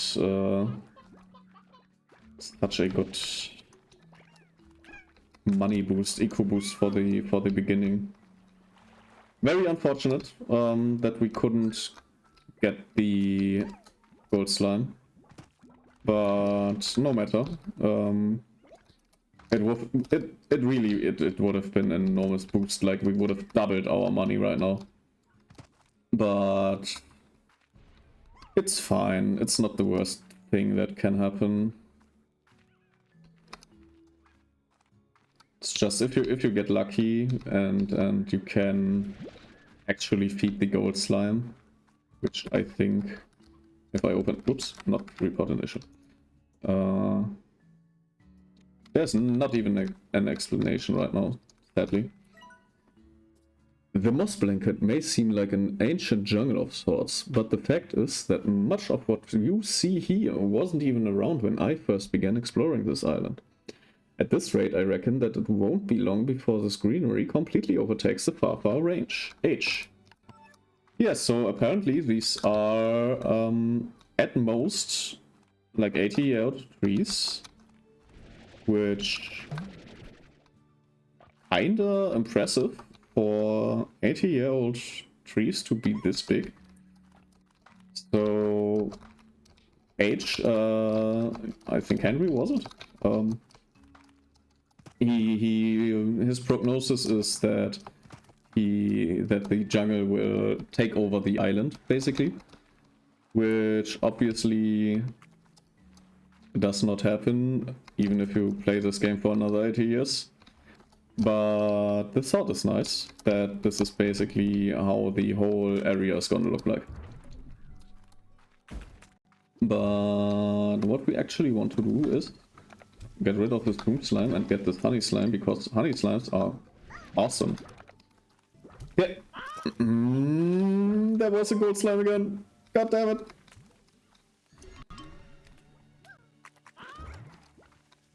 I am in agony. There's also some kind of new goddamn chicken I do not need. There are very important mint mangoes. Those mint mangoes are so important, you do not understand how important they are. And we get ambushed by a boom slime, which is also not very nice. And I think I am in the wrong area, because there is a teleporter home somewhere. However, I do not... Oh, right, okay. I was at the right... I was going the right direction. I will leave you here. If you do not know... Ouch. If you do not know that this teleporter is here, it can happen that you try to find any exit from the area. And if you start to panic, you might not find the back teleporter. But there is a back teleporter. And we get sent to this little platform. This is a one-way teleporter receiver point. So in the jungle there was a one-way teleporter that we used, and I will now have to purchase another coral, which is fine.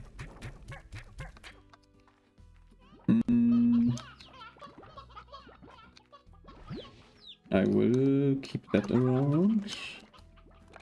I will put the mint mangoes into the silo for later use, because I don't really want to mix up a lot of stuff yet, because obviously it's all very costly, and I do want the auto feeder so that this at least can be a little bit automated. The honey slimes produce honey plot, which is goddamn important. for stuff later. They only eat fruit, so we will have to provide them with the Q-berries at the moment. But the mint mangoes basically are their favorite food, which is really awesome. They will also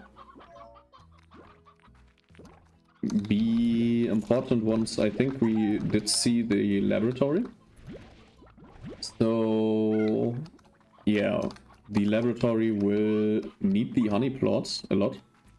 And the honey plots also, or not the honey plots, but the honey slimes will also be a great addition for a different type of slime that we have not yet encountered, which is, well, in general, the honey slimes are just in general really good for combinations with other slimes. Because of the... Why are you up there?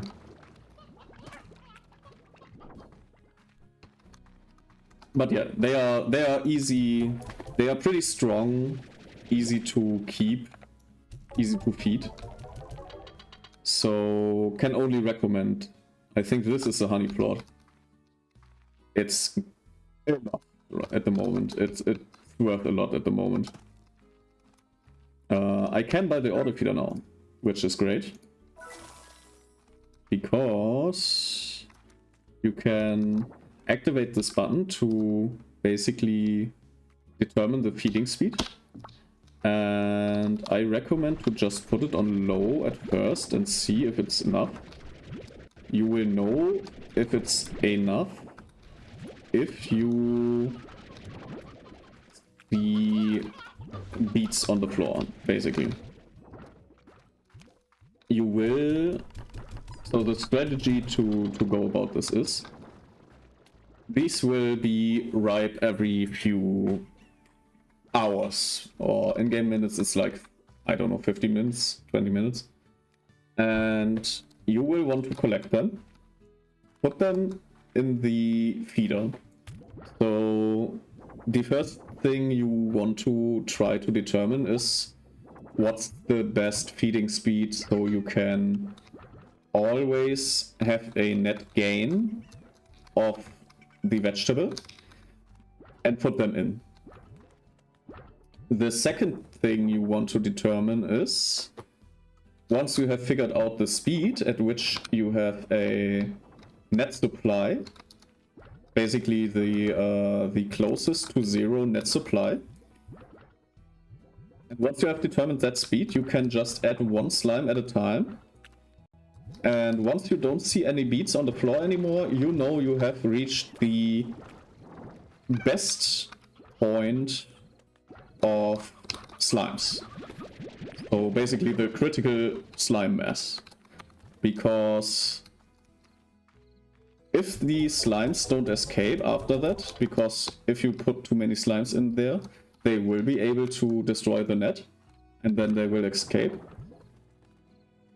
Basically, you can fill up the whole slime coral, I think was it called. You can fill up the whole slime coral once you have figured out the food deployment speed. You can fill up the coral with slimes. And yeah, either the food on the floor has disappeared at some point, which means they are getting, they are too many to, or not exactly too many, but you always want to have like one bead or something, one food on the floor, basically, which is when you know, which is a point where you know you have enough of them.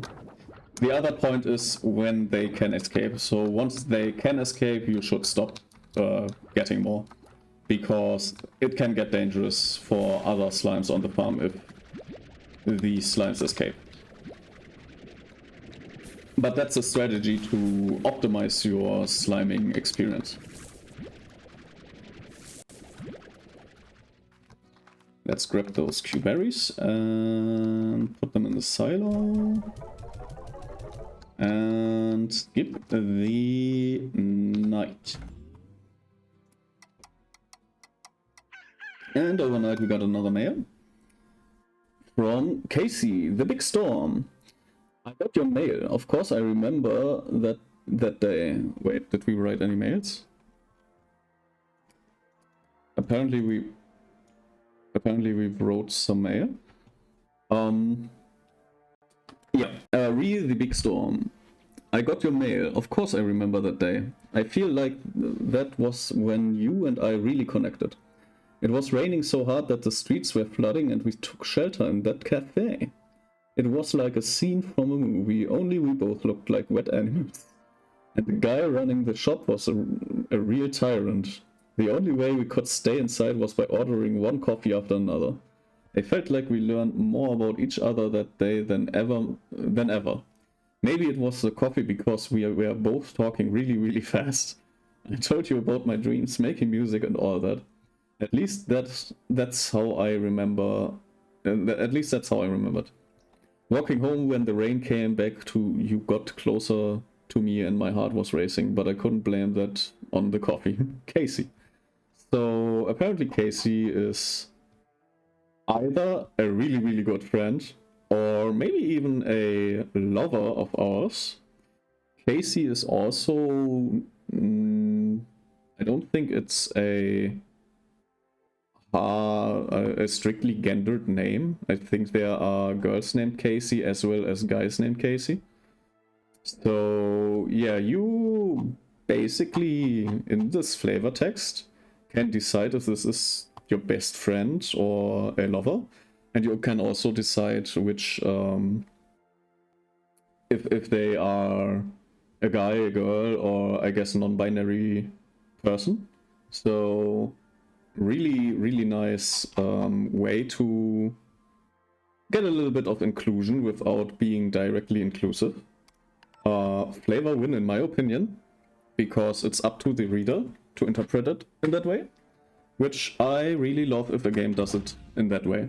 I hate the explicit forced stuff where you really can you read a sentence basically and you just know, okay, this character has been made to identify it in that way just so that you have a character like that, which I don't really approve. It gets in the way of storytelling.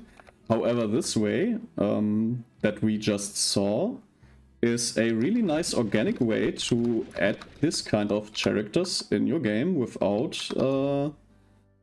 getting too much in the way of the story, which is honestly, it's on one way it's really impressive if you can do that, because it actually takes a little bit of thinking, and it's obviously a lot better than most of the games where they just try to push some kind of agenda. I really prefer if there is like an open ending to stuff where the reader can decide for themselves what has been told, and where it's not where you can always interpret the stuff that you want to interpret. That's a great sign of a professional writer. Because leaving stuff up for the imagination is a trait that has, for some reason, been lost, apparently, for a lot of writers. There are still writers out there that are really good at writing, obviously. You always will find people who know their craft. I accidentally threw my chicken. But yeah, highly respectable storytelling, which I want to praise a little bit here at this point, because you don't see that very often nowadays. Nowadays, storytelling really kinda not that great. So our little Tabby Gordo is starting to vibrate, which is a good sign for us. And a quote-unquote bad sign for the Gordo, but the explosion is a way of producing more slimes, so maybe it's just their way of reproduction. I don't know. Oh, chicken. We might be able, I don't know how many I still need. And can I interest you in getting into my whack machine?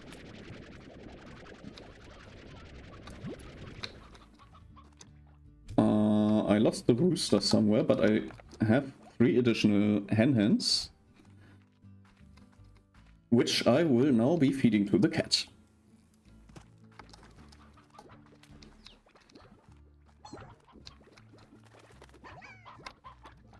Oh, I think up here I do still hear more chickens. But where? No, I think the chicken has been eaten. I think the chicken has been eaten. And we got the cat to explode. Perfect. This gives us a back teleporter, which is actually kind of nice to have. This is actually really, really great. I don't need that chicken anymore. That's decoration. That's also decoration. We have been... Oh, it's a two-way teleporter. Okay. This is a in-between area. We can go to the docks from here. This is the area that I told you about with the loads of chicken. However, we are kind of forced to not be there. The teleporter is in a area where we can, once we have bought the other area, we can get back to the farm in a two-way system. But we don't have that area yet, so we are forced to not go there.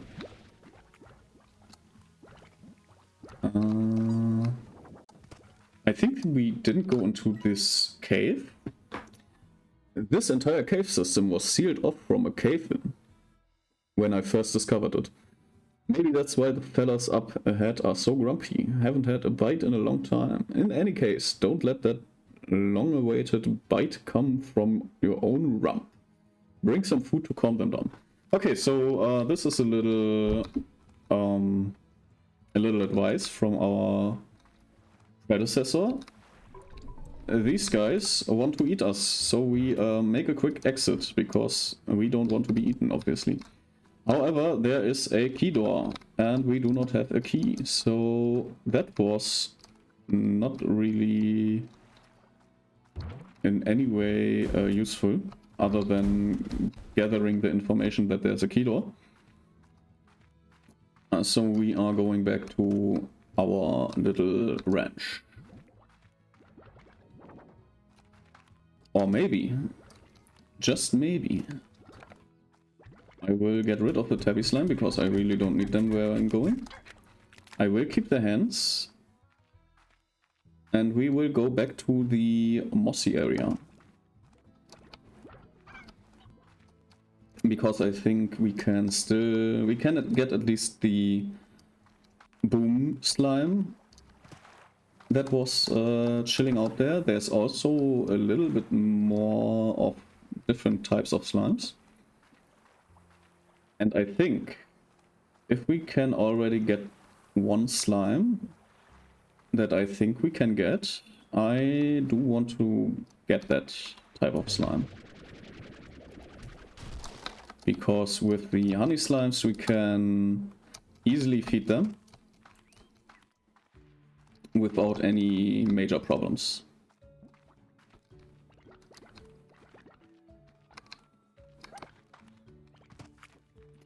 I also really need to get the jetpack once I'm back. Because the movement in this area doesn't require the jetpack, but it makes it so much easier. But first I need to understand where I am. And this is the type of slime I wanted to take with me, because hunter slimes are obnoxious. They are really hard to keep, and the Largo version is really annoying. I can't remember if you can actually feed them now that I think about it.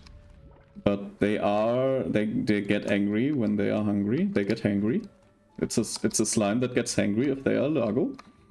And that can actually be a little bit of a problem. I also want to take this with me. This is a slime toy that we can take with us. And we can add that to any slime coral. But I am actually unsure if it does anything.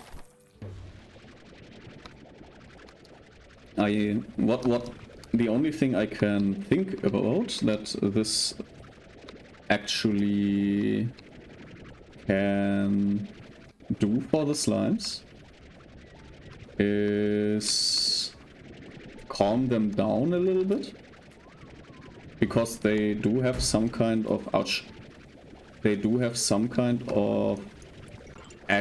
agitation meter, so to speak. So you can calm them down,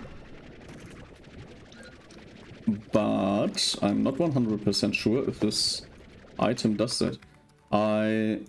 Can we look it up? Is there... I don't think there is anything... No. There's no entries on these items, so we just have to take them with us, I guess.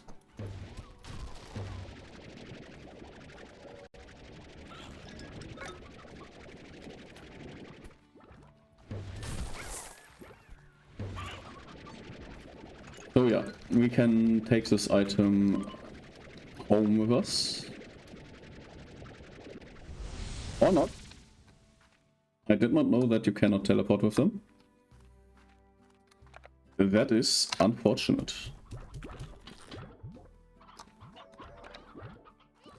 That is actually pretty unfortunate, because I thought you could I thought you can just take them with you, but apparently you can't.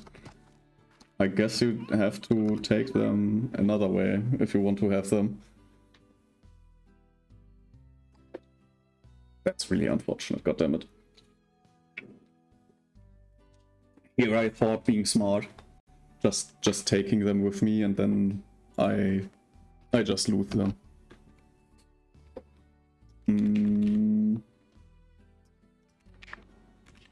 Right, I wanted to buy high walls for this and also get the airnet, because I want the hunter slime to be in here, and a normal hungry hunter slime does not do anything. But as you can see, the big one is doing a lot of damage, and he hates me. So yeah, I will feed that fella once I put the beets in the bag. Holy moly. Let's grab the Q-berries. Oh, oi. Eat. Oh yeah, they also turn invisible.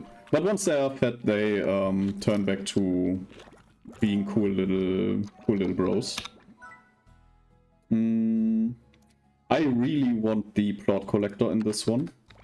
To be honest, I don't think we will survive an actual food frenzy of them. But we also don't have anything to sell right now, which is unfortunate.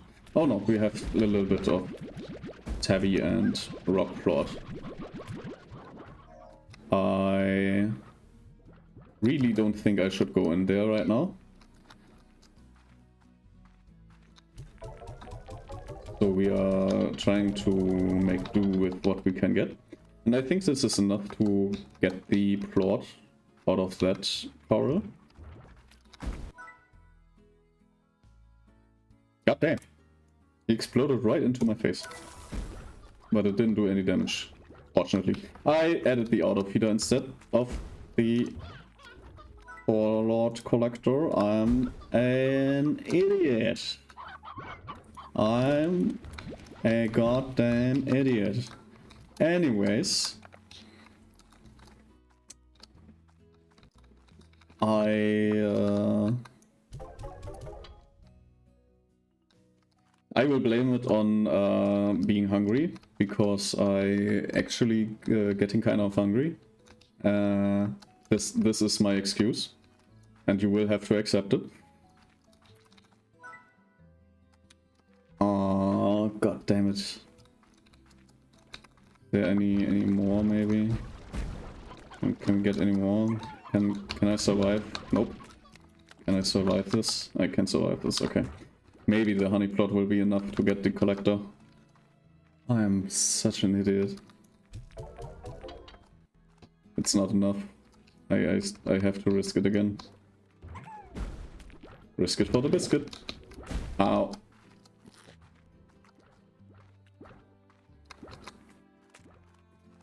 Fortunately, our health does go back up. But yeah, it's really unnecessary to just... It's also very dangerous after a time to just go in there. So Plot Collector is the way to go, in any case.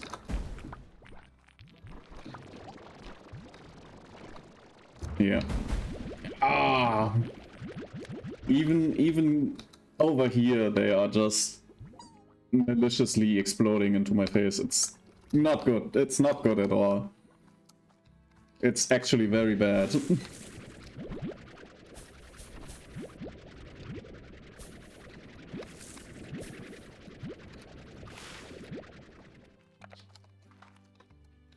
Eat Q-berries, you stupid little...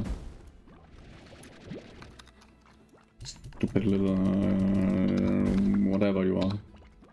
Cat slimes, cat honeys. Oops. God damn it!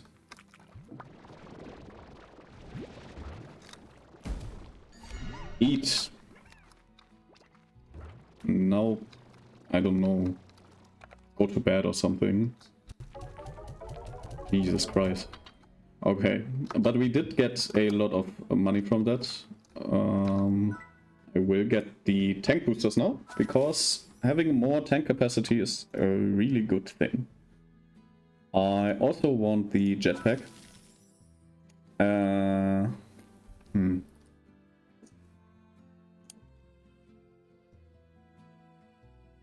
We could sprint faster, which we might need, and I think we will need. So we will buy them as well. I will also sleep again until morning. We did not receive any mail today. And we wake up to slimes being fed. And hopefully slimes not exploding in my goddamn face.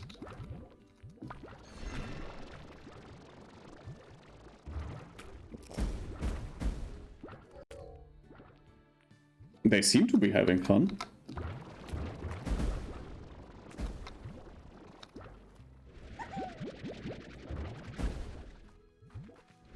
This is extremely dangerous. But I also didn't really get the best cage for them. I think I would prefer to have them over here, where the tabby rock slimes are. We can switch them later, but not for now. I think this would be too much of a hassle to swap them. But we get a good start into the day, because all that plot is a lot of money again. We are currently at a good 1k.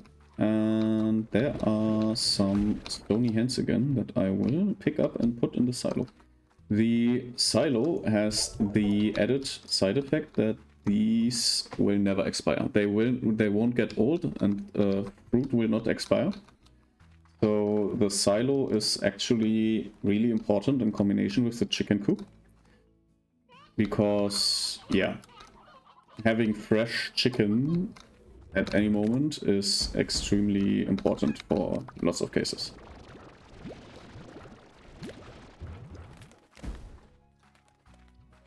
Get another little plot. I will, once it's, well, actually I think it's already pretty useful to swap. Wait, let's see if I can buy this area already. No, almost. Okay, this area is the area where we can use the teleporter. This is why I want to get that one first, because it will massively increase our walking distance that we can do daily for the jungle, for the moss area. And also the additional chicken is obviously a nice add-on. I think we are doing a net gain here, so I will up the feeding rate.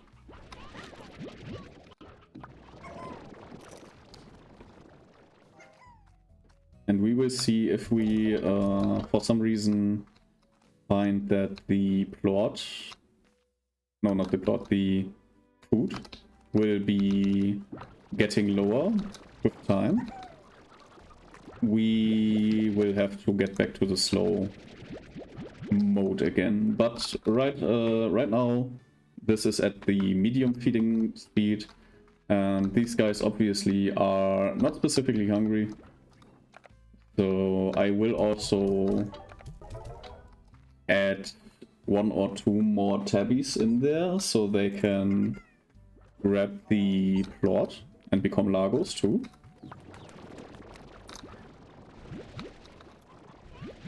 That will help us a little with the financial situation we are in right now.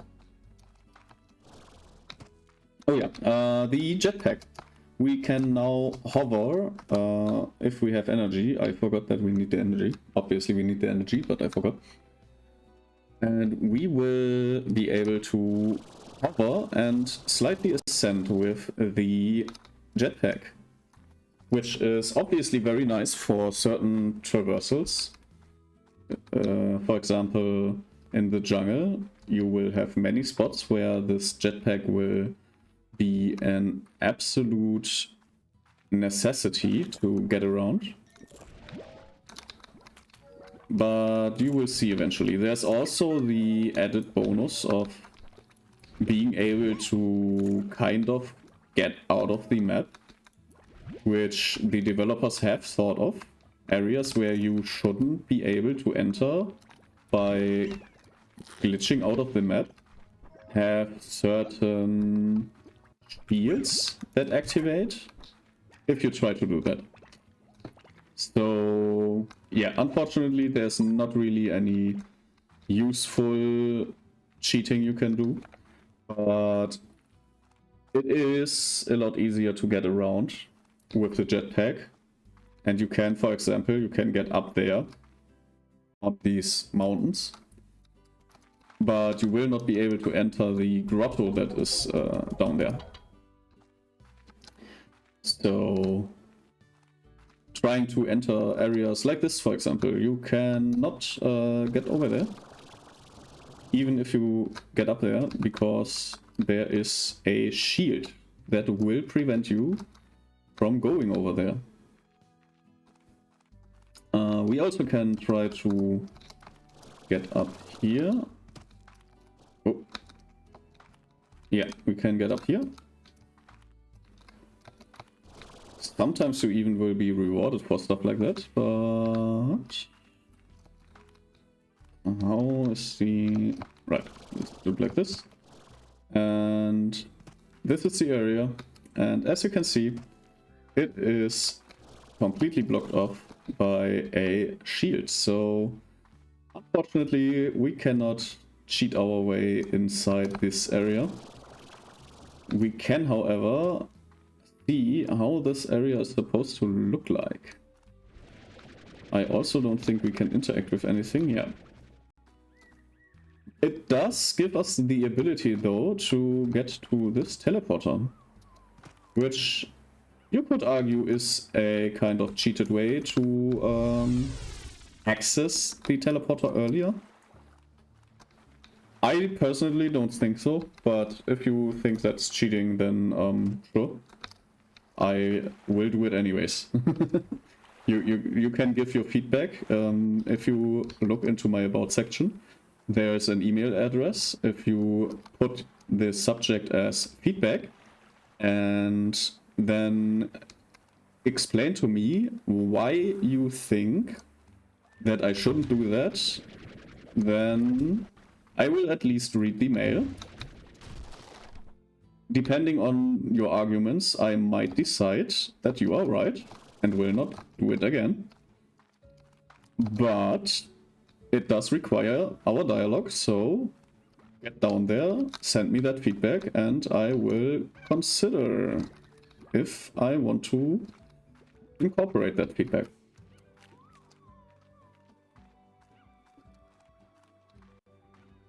Other than that, while I'm at it, I also want to mention that I have a Twitter and a Blue Sky account, so whichever you prefer is the main source of updates to what I am going to do. I post my schedules only on those two platforms, so if you want my schedule, you will need to follow me either on Twitter or Blue Sky. You can follow me on both. I don't know why you would need both, but I do need both for all people I want to get updates on. Because some people don't use Twitter and some people don't use Blue Sky, so I need at least, I need both to get informations on everyone I'm actually interested in. And I don't follow people on both platforms. I tend to follow people on the platform that I follow less people on, basically. So if at the moment if you have both, if you have Twitter and Blue Sky, I would follow you on Blue Sky.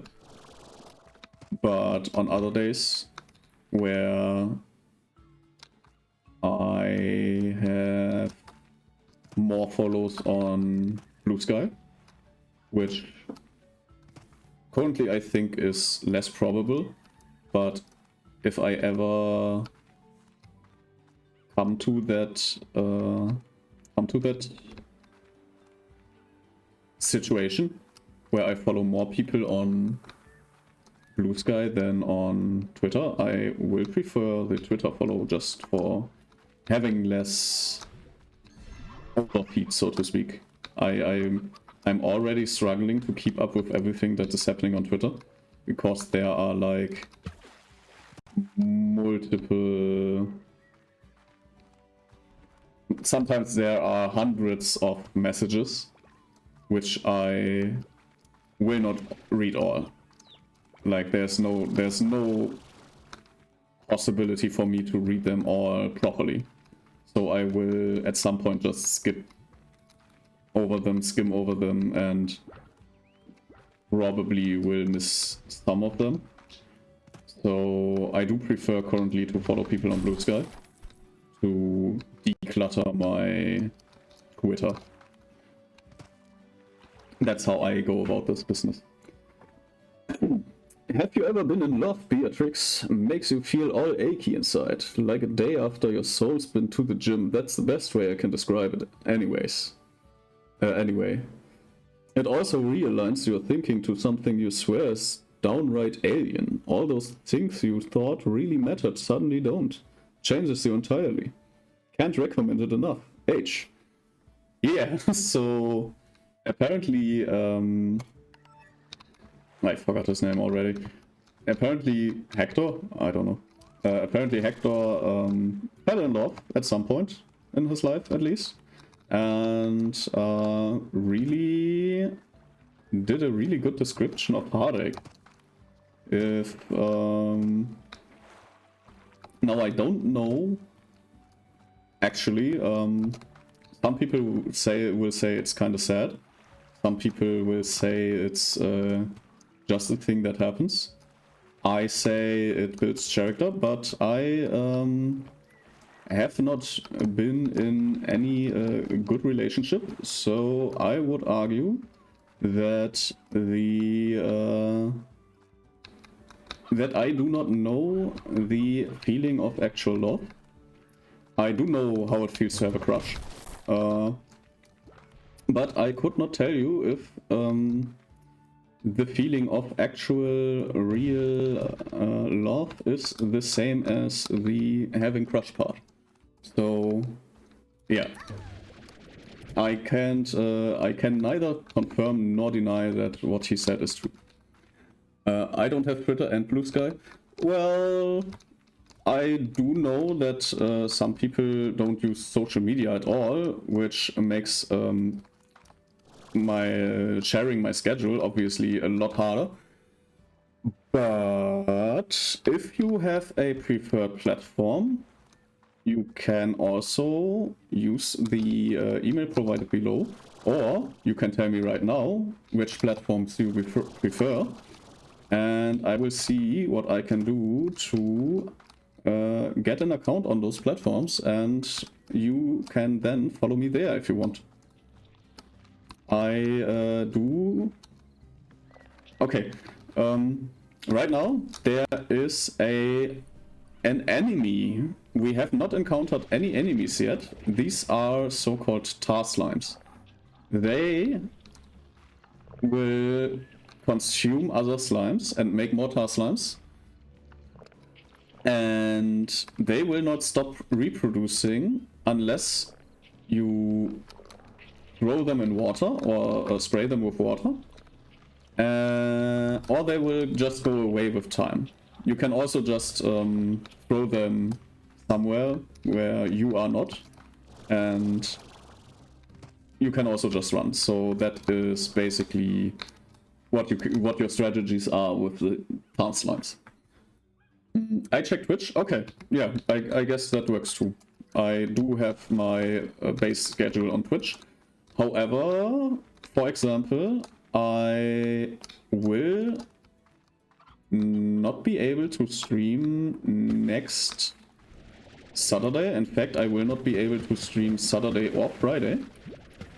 So I will tell you in advance that I am probably going to stream on Thursday, depending on how I will plan this stuff, but I do want to stream at least 2 days, so I will probably stream on Thursday, but I do have plans for that weekend, and I will have to cut one of the streams at least, and I will have to move the other stream, and I think there is a function in Twitch that I can use to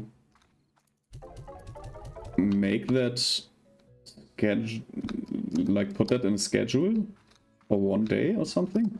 I will have to look it up, but yeah, I will not be able to do the regular schedule next week because I will be Friday I will be at my parents', and on Saturday I will be on my way to the Ado concert, and the day after that will be the day we come back from the Ado concert.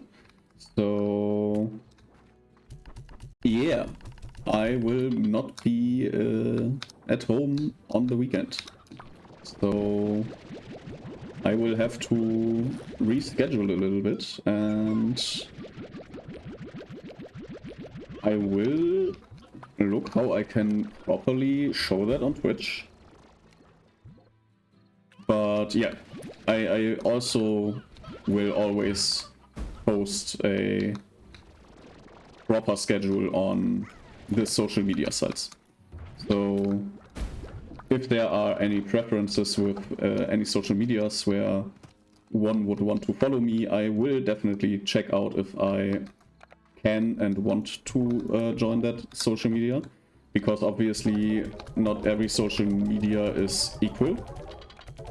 And there are, for example, TikTok, where I really don't want to make an account, at least not with any of my official email addresses.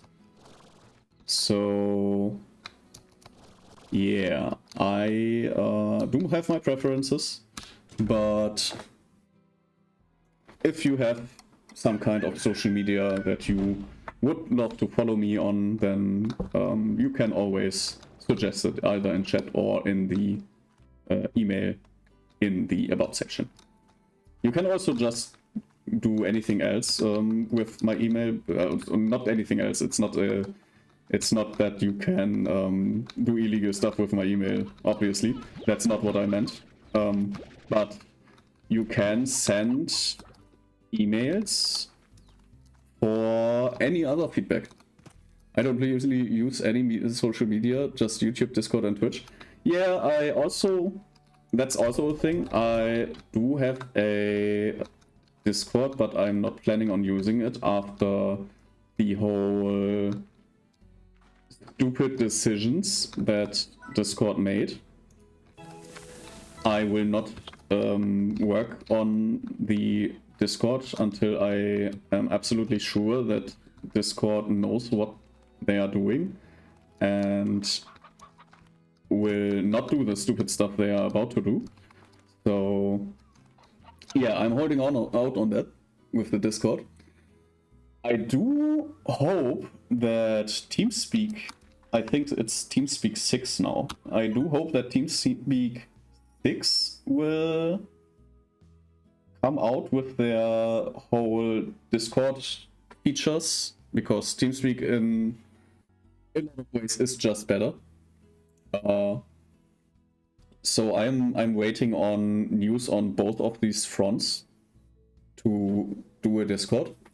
I hear they're doing a lot of stupid stuff recently. Yes, from all the stuff, especially the AI stuff, which I'm not on board with, because let's face it, every company that is not strictly already AI development does not need to go AI first. It's such a stupid approach to whatever they are trying to do. So whatever they are telling that this AI stuff is going to help with, it's not going to help. It's not there to help. And most people don't know. But yeah, the ways these AI stuffs work is basically as soon as you use them and you use stuff that you don't have the rights to, but you put them in there, basically, they will usually in the... You have to read the terms of services very carefully on those things. And basically, there are enough users that will use copyrighted stuff and not free to use stuff. Put them in there. The AI will take that for their data sets, and you basically provide them with free content and get a silly little picture that you could have just gotten an artist to draw for you. Like, yeah, I guess it's free at that point, but you are also using stuff that you don't own for that. So maybe don't. That's kind of illegal, actually. Even with the not AI restrictions, it's still very much illegal to use copyrighted artwork and transform it, even for private use. And I'm telling you right now, you probably didn't know that that stuff you were using for that was copyrighted. So you are actually doing something illegal. So don't do it. Anyways, we have another note from H. I built this area myself by spreading soil from the moss blanket all over the ground, just to see what would happen. I was hoping it would attract a hunter slime or two, but no such luck. Maybe I need to get some of them big mushrooms to grow here instead. They sure seem to like hanging out around those things. Yeah, so basically this area is an experiment from our predecessor. And we do have a lot of chickens here. You can also, if you have meat-loving slimes, you can basically set them in here without a coral, and they will produce their plots just fine, because the chickens are plenty and will always respawn. So if you are like starting out and you just bought this area and got the tabbies and don't know how to work with them right now, you can also just put them in here and they will probably be fed enough that they will not be of any danger to you. So I do like that area. It is kind of wild, and obviously it gives us the opportunity to go faster to the mossy area. So we got new plot, that's good. I do recommend getting it first. But remember, you also need to already have the slime, the Tabigordo. The Tabigordo, you need to have the Tabigordo already taken down in order to teleport from A to B. I do think we should upgrade this field. You don't really need the scare slime. It deters slimes so that they don't eat your crops. In my experience, it does not really help. They still sometimes just go on there and go ham. So yeah. I don't buy the scare slimes. It's really not that useful.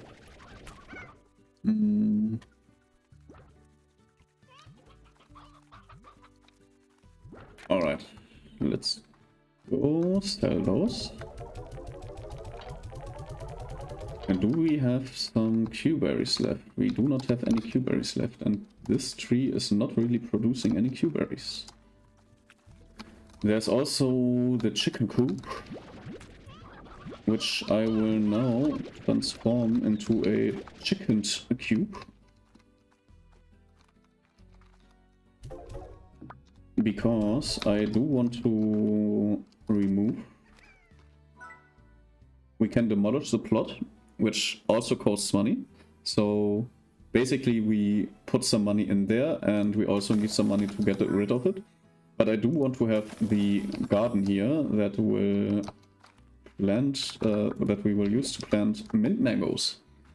And the mint mangoes will be extremely useful for getting the hunter honey slime combos to produce a lot more plot. They will instantly double, while the mint mangoes are really easy to plant. So basically it's a win-win. We will instantly add the sprinklers and the nutrients. Apparently we forgot to put the chickadoo somewhere. I did add it to the page of goddamn tiny little hunters. Once it will grow up, once it's grown up, it will be food. So it will not be of any it will not be any problem. We also don't have any money for anything more, so yeah. I will make a last little check if we got everything, and we got everything. We did get some pewberries, which I will now throw into the hunter tabby, no, the hunter honey cage.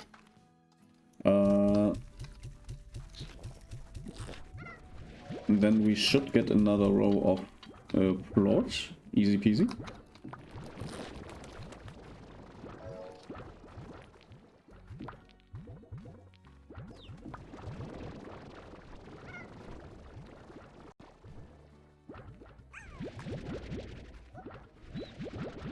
So, hunter plot and honey plot. And we got another mail from the 7Z Corporation. So while we're here, I will just check that out. And yeah, the 7Z Corporation, Miss LeBeau. The 7Z Corporation would like to extend a very special offer to you. An invitation to the very exclusive, exceptionally choice, what? Highly sought. This, I don't think that makes grammatical sense. An invitation to the very exclusive, exceptionally choice, highly sought after 7Z Rewards Club. The 7Z Rewards Club allows you to earn ultra premium ranks within an exclusive club for only a semi-ultra premium price. It's just that easy. Each rank grants you a new club title along with unique rewards such as beautiful upgrades for your ranch, exclusive customization options, and more. We look forward to your enrollment. The 7Z Corporation, offering you a path to greatness, one large sum of new bucks at a time. Alright, so the currency is apparently new bucks, which I didn't know. Which I didn't need to know, actually. But yeah, the currency is called new bucks. So I try to refer to them as new bucks from now on. However, I will probably just forget how they are called once we are getting the opportunity to call them anything again. So keep that in mind also.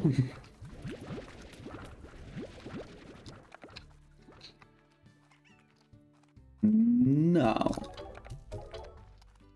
right, I do want to look at the upgrades again, but I will only get the power core and then we will go back to the bossy area.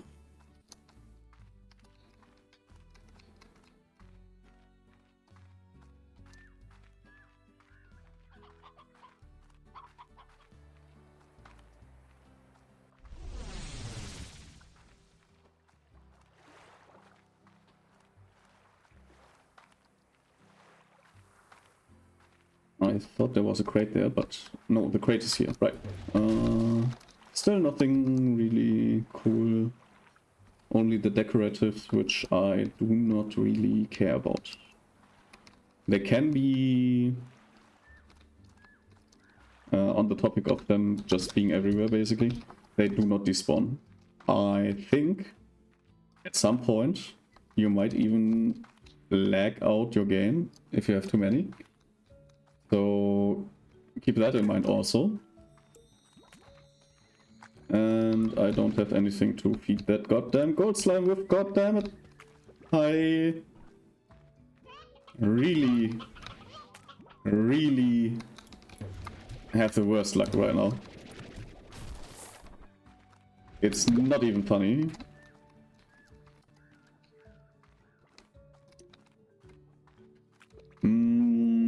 Now we have the ability to fly around a lot better. We can now explore stuff like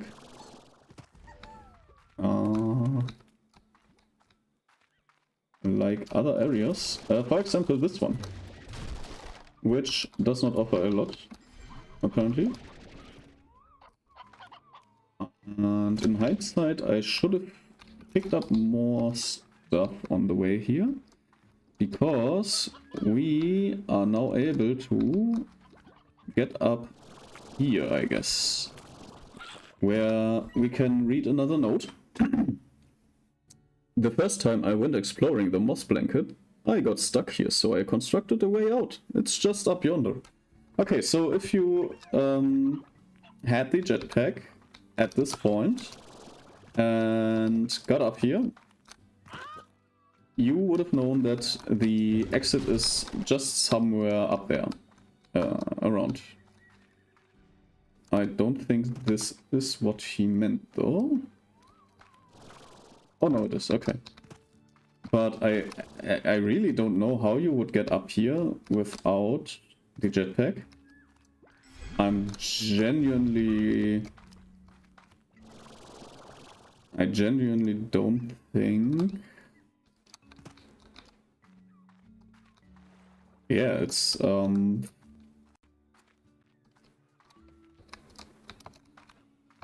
I have no idea how you are meant to be able to exit if you don't have the jetpack. And from that point anyways, you obviously you can get back easily if you go the other way, but I do not know how you would get up there without the jetpack. It's not really sensible. But I also don't think I should question that decision, because there obviously is a way to get back. So it's not like you would soft block yourself just because you don't have the jetpack. Also, I am looking for something specific, and I can't remember where it is.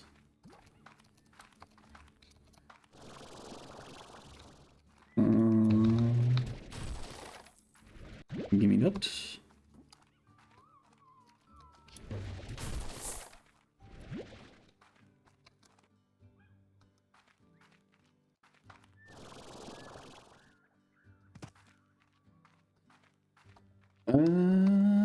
Where the hell?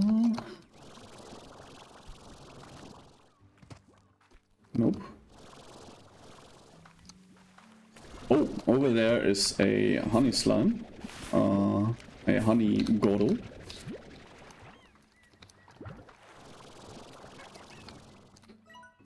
I think... Yes, once you feed them one item, they will appear on the map. Which obviously is great if you don't have the right amount of items right away. So I do recommend, if you find them, and even if you intend it for the stuff you carry to be used in a different way, you can still just give them one little bite and they will gladly show themselves on the map again. Alright, we have another task situation, which we will promptly avoid.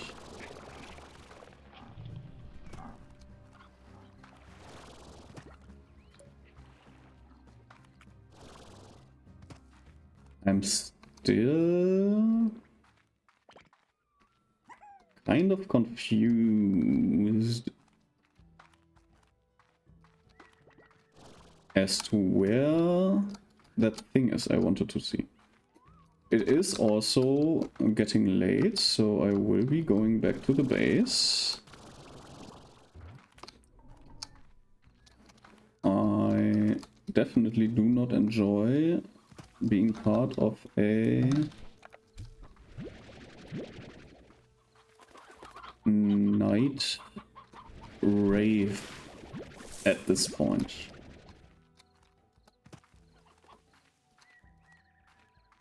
I'm unsure if there are more angry slimes at night, but there are these little phosphor slimes which are added to the population at night and will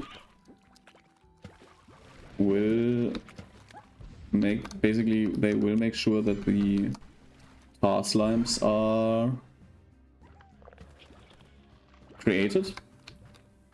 The areas usually have 2 types of slimes, and once it's night, with the additional slime that will produce plort, it obviously gets a little bit dangerous.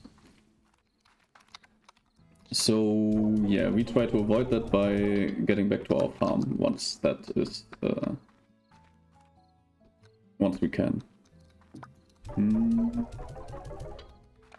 I do have pogo fruit that I do not need.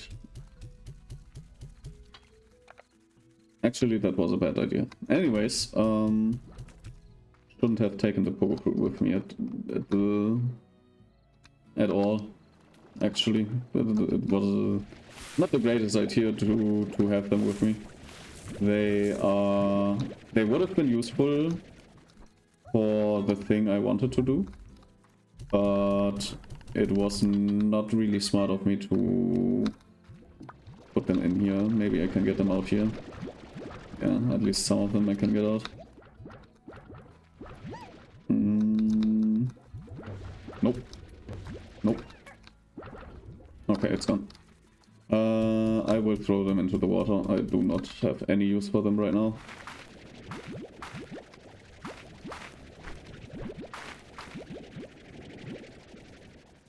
We will add the heartbeat and the mint mango. Let's go. Put it in here. We did upgrade that fully. This is also upgraded fully. Okay. So basically these 2 fields are operating on the maximum output, which will give us the opportunity to see if the medium speed for feeding is the right choice. If we still have a net gain, we can try the fast speed.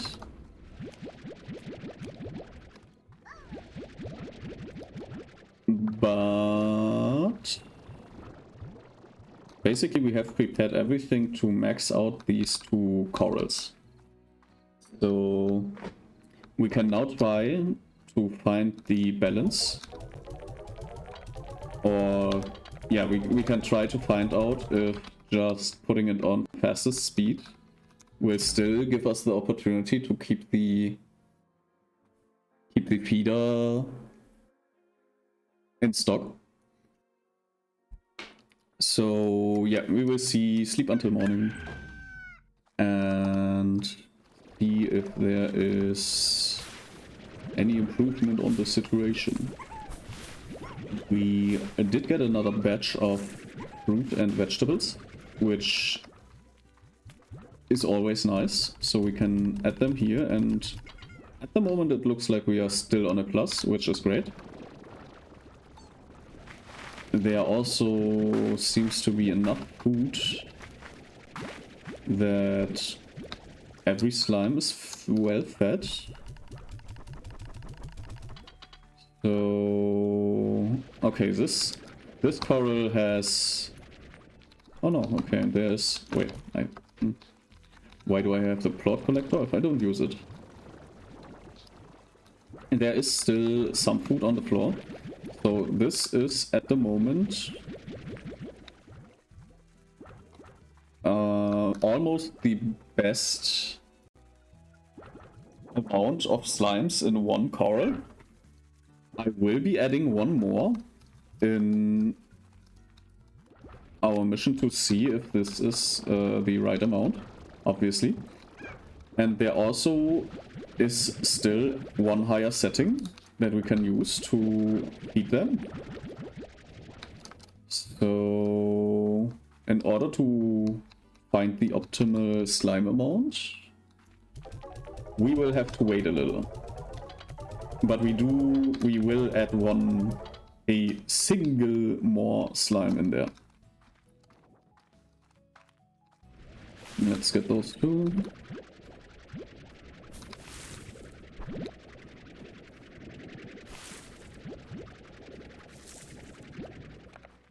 Let's put them in the silo. So...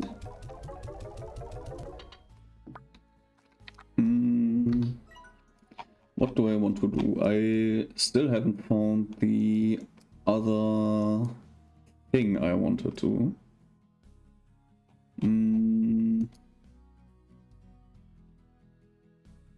Is there anything? There is one more slime. Whoops, still not the correct button. I think I will take those Q-berries. And go to a different location. And that location would be in a cave that we have access to, but have not been yet. Not here. Basically, we go to that one point where I accidentally fell down. I will also take some additional food, since I can. Add them to the inventory.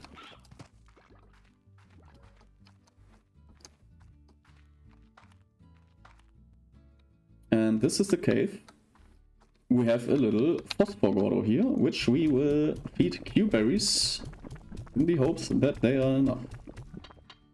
They are not enough, but he is shaking already, so maybe these additional Pogo Fruits will suffice. And they will suffice. And we get another key. That is actually pretty neat. We also get some phosphorus slimes. We grab the key. We open that chest to be disappointed. And I will actually go ahead and buy another area, because phosphor slimes need a certain upgrade. I will not open that door right now. I don't think that is the door we want to have, because it is a shortcut door, and we do not want the shortcut. We do not care about the shortcut at the moment. I'm pretty sure you cannot softlock yourself. So even if you buy the door, it's not that big of a deal. But I also don't recommend buying the shortcut if you can buy other areas. On the topic of shortcut, I will take the shortcut home. And one of the things that the phosphor slimes do is they disappear in daylight. So if you build a coral and you accidentally fire a phosphor slime in broad daylight, they will at some point disappear. Well, let's try that again. How long does it take for them to disappear?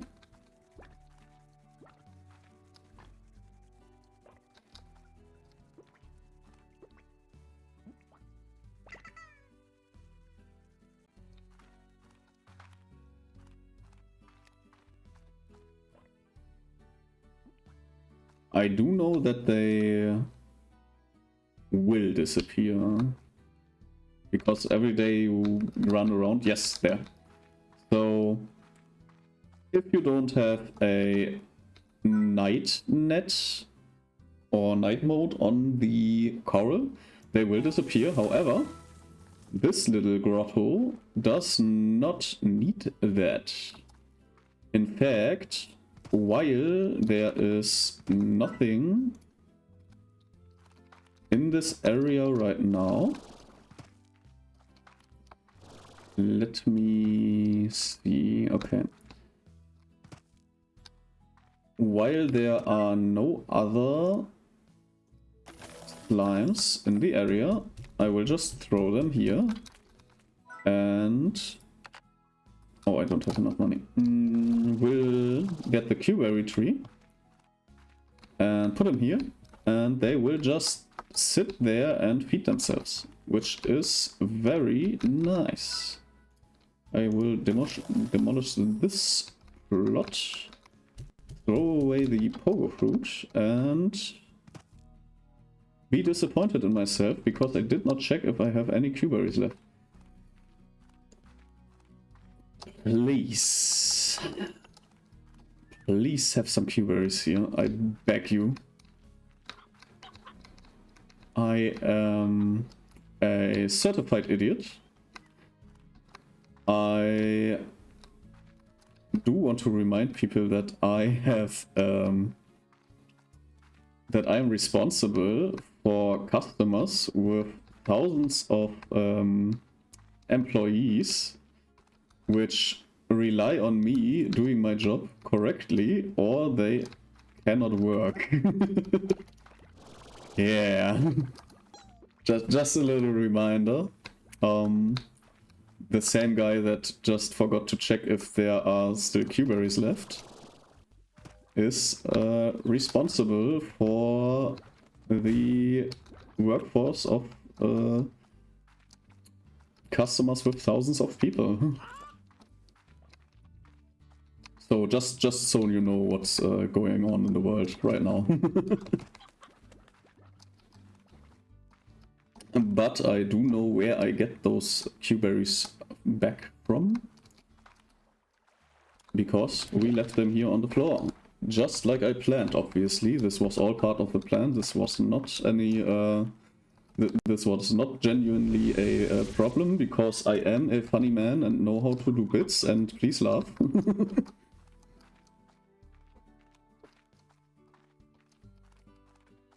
But yeah, we will plant that Q-berry tree now. Because everything miraculously worked out. And as you can see, they don't disappear. They also have apparently lots of fun in here. They will not multiply, but they will leave the plot on the floor, which is good enough. It's basically, this is basically where the whole plot will be collectible later on, because they will just sit there and eat it. And it will be lots of plots, as you can see, because every berry is basically an instant double phosphor plot. And if I remember correctly, it shouldn't be too little. Yeah. So currently we get more per phosphor plot than for the cat and rock. So that's obviously great news. We can also make a little Lord spell run. And maybe we can get another upgrade. That would be actually really great.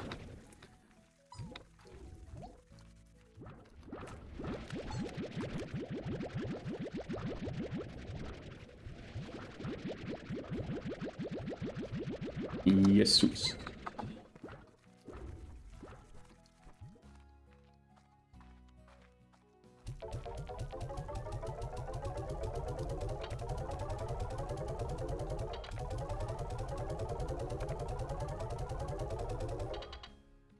By the way, one of the most satisfying sounds in the game that you just heard. If you do it correctly, you can time it so that you have a continuous sound effect. I didn't quite get it right now, but if you have like the best upgrade for the inventory, yeah, which we will buy. I think that's the best upgrade for the inventory we can get. And if you just sell all the plots at the same time and do it correctly, you will have just the continuously and it's so satisfying to hear. I will try to do it next time, but I've also looked at the time and I will quickly check a little stuff. So this is the rewards club we heard about. we get some little fun rewards, but they are all cosmetic. Like the next thing we get, the first thing we get is a weather vane, was it called? That looks like a rooster that will be then put up here. And the rest of this stuff is basically paint for your home. So not really worth the investment, especially if you try to get money quickly.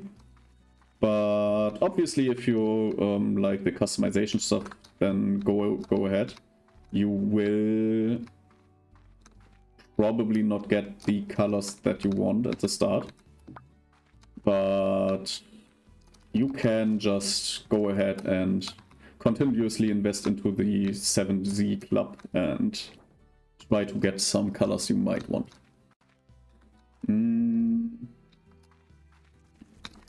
I will quickly...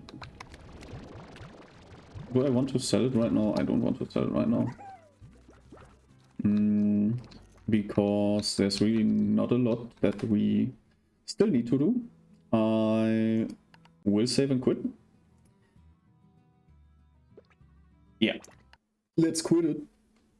And go to the post jabs.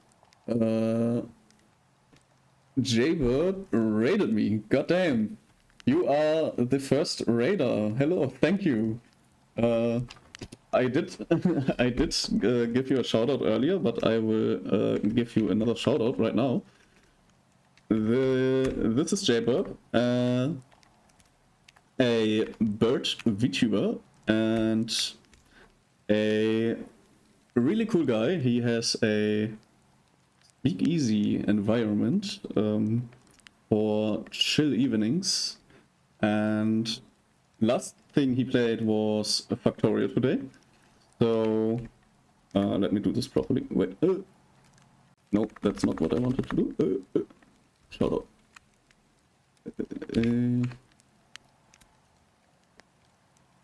So yeah, thank you for the raid. Hello raiders. I myself am currently in the wrap up. Please, if you haven't followed Jaybird yet, please do so. He is a very chill guy, and yeah, he's also a software developer. If I understood that correctly, if it wasn't just a hobby.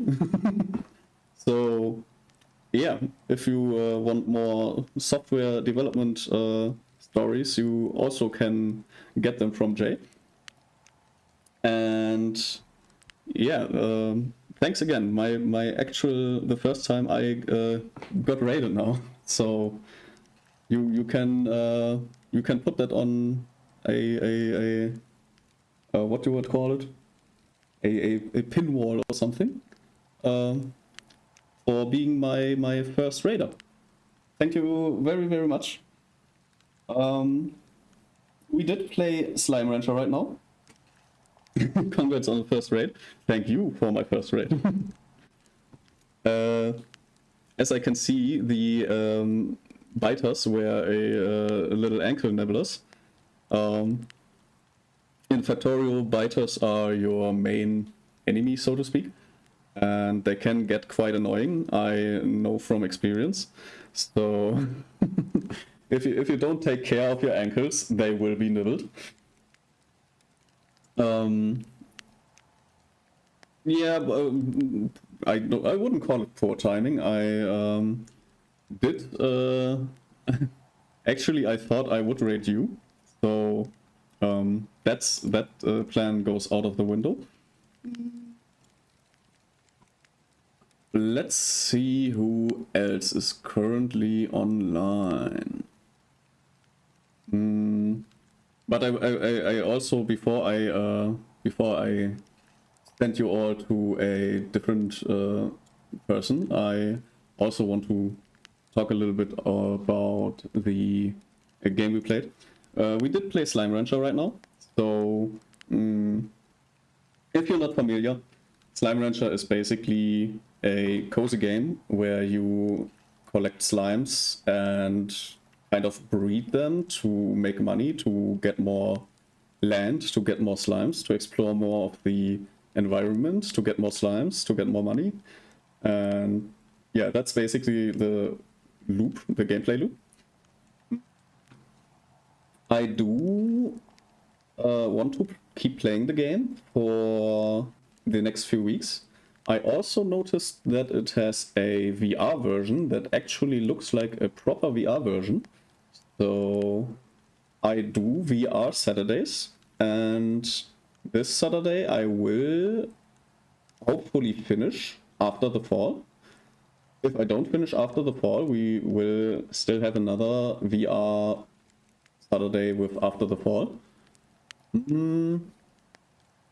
But I do want to play the VR version of Slime Rancher once I'm done with After the Fall.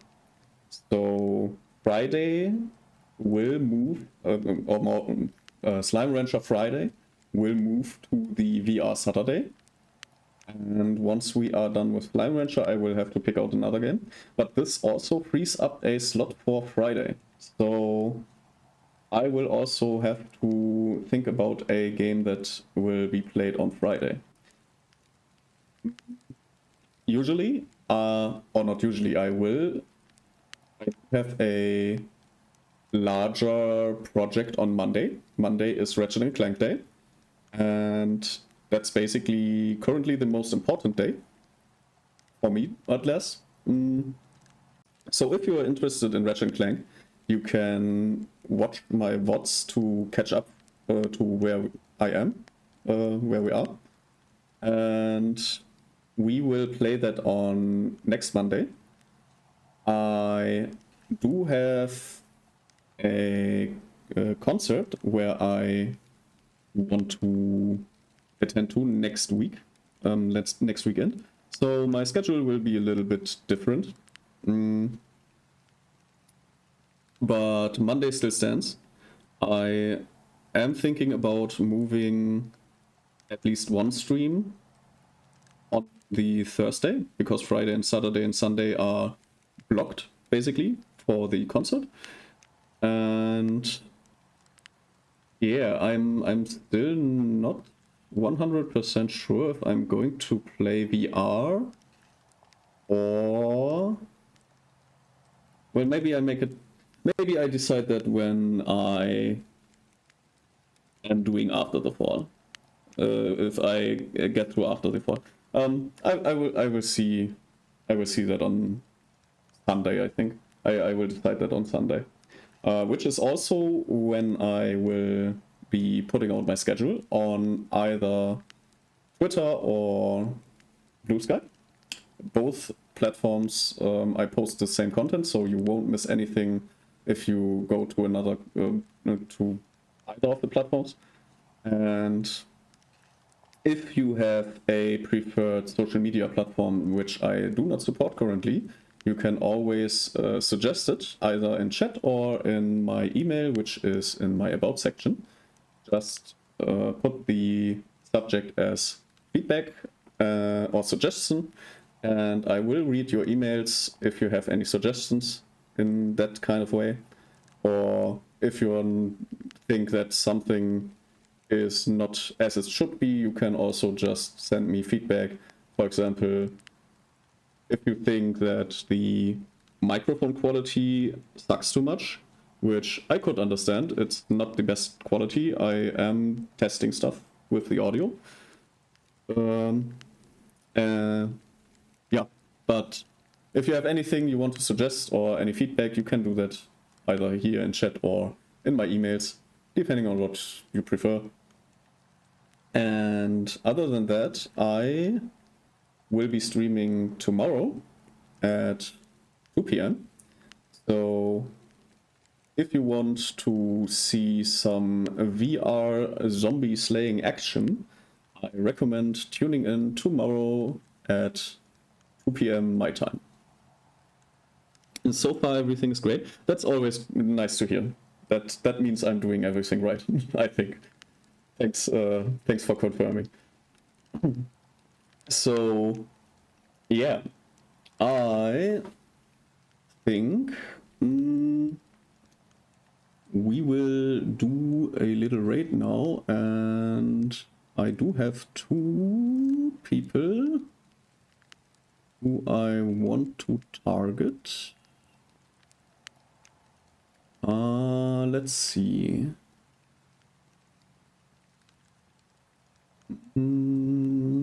That's 2 hours.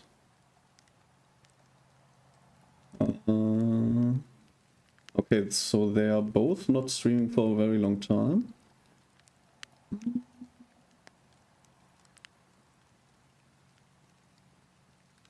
Okay.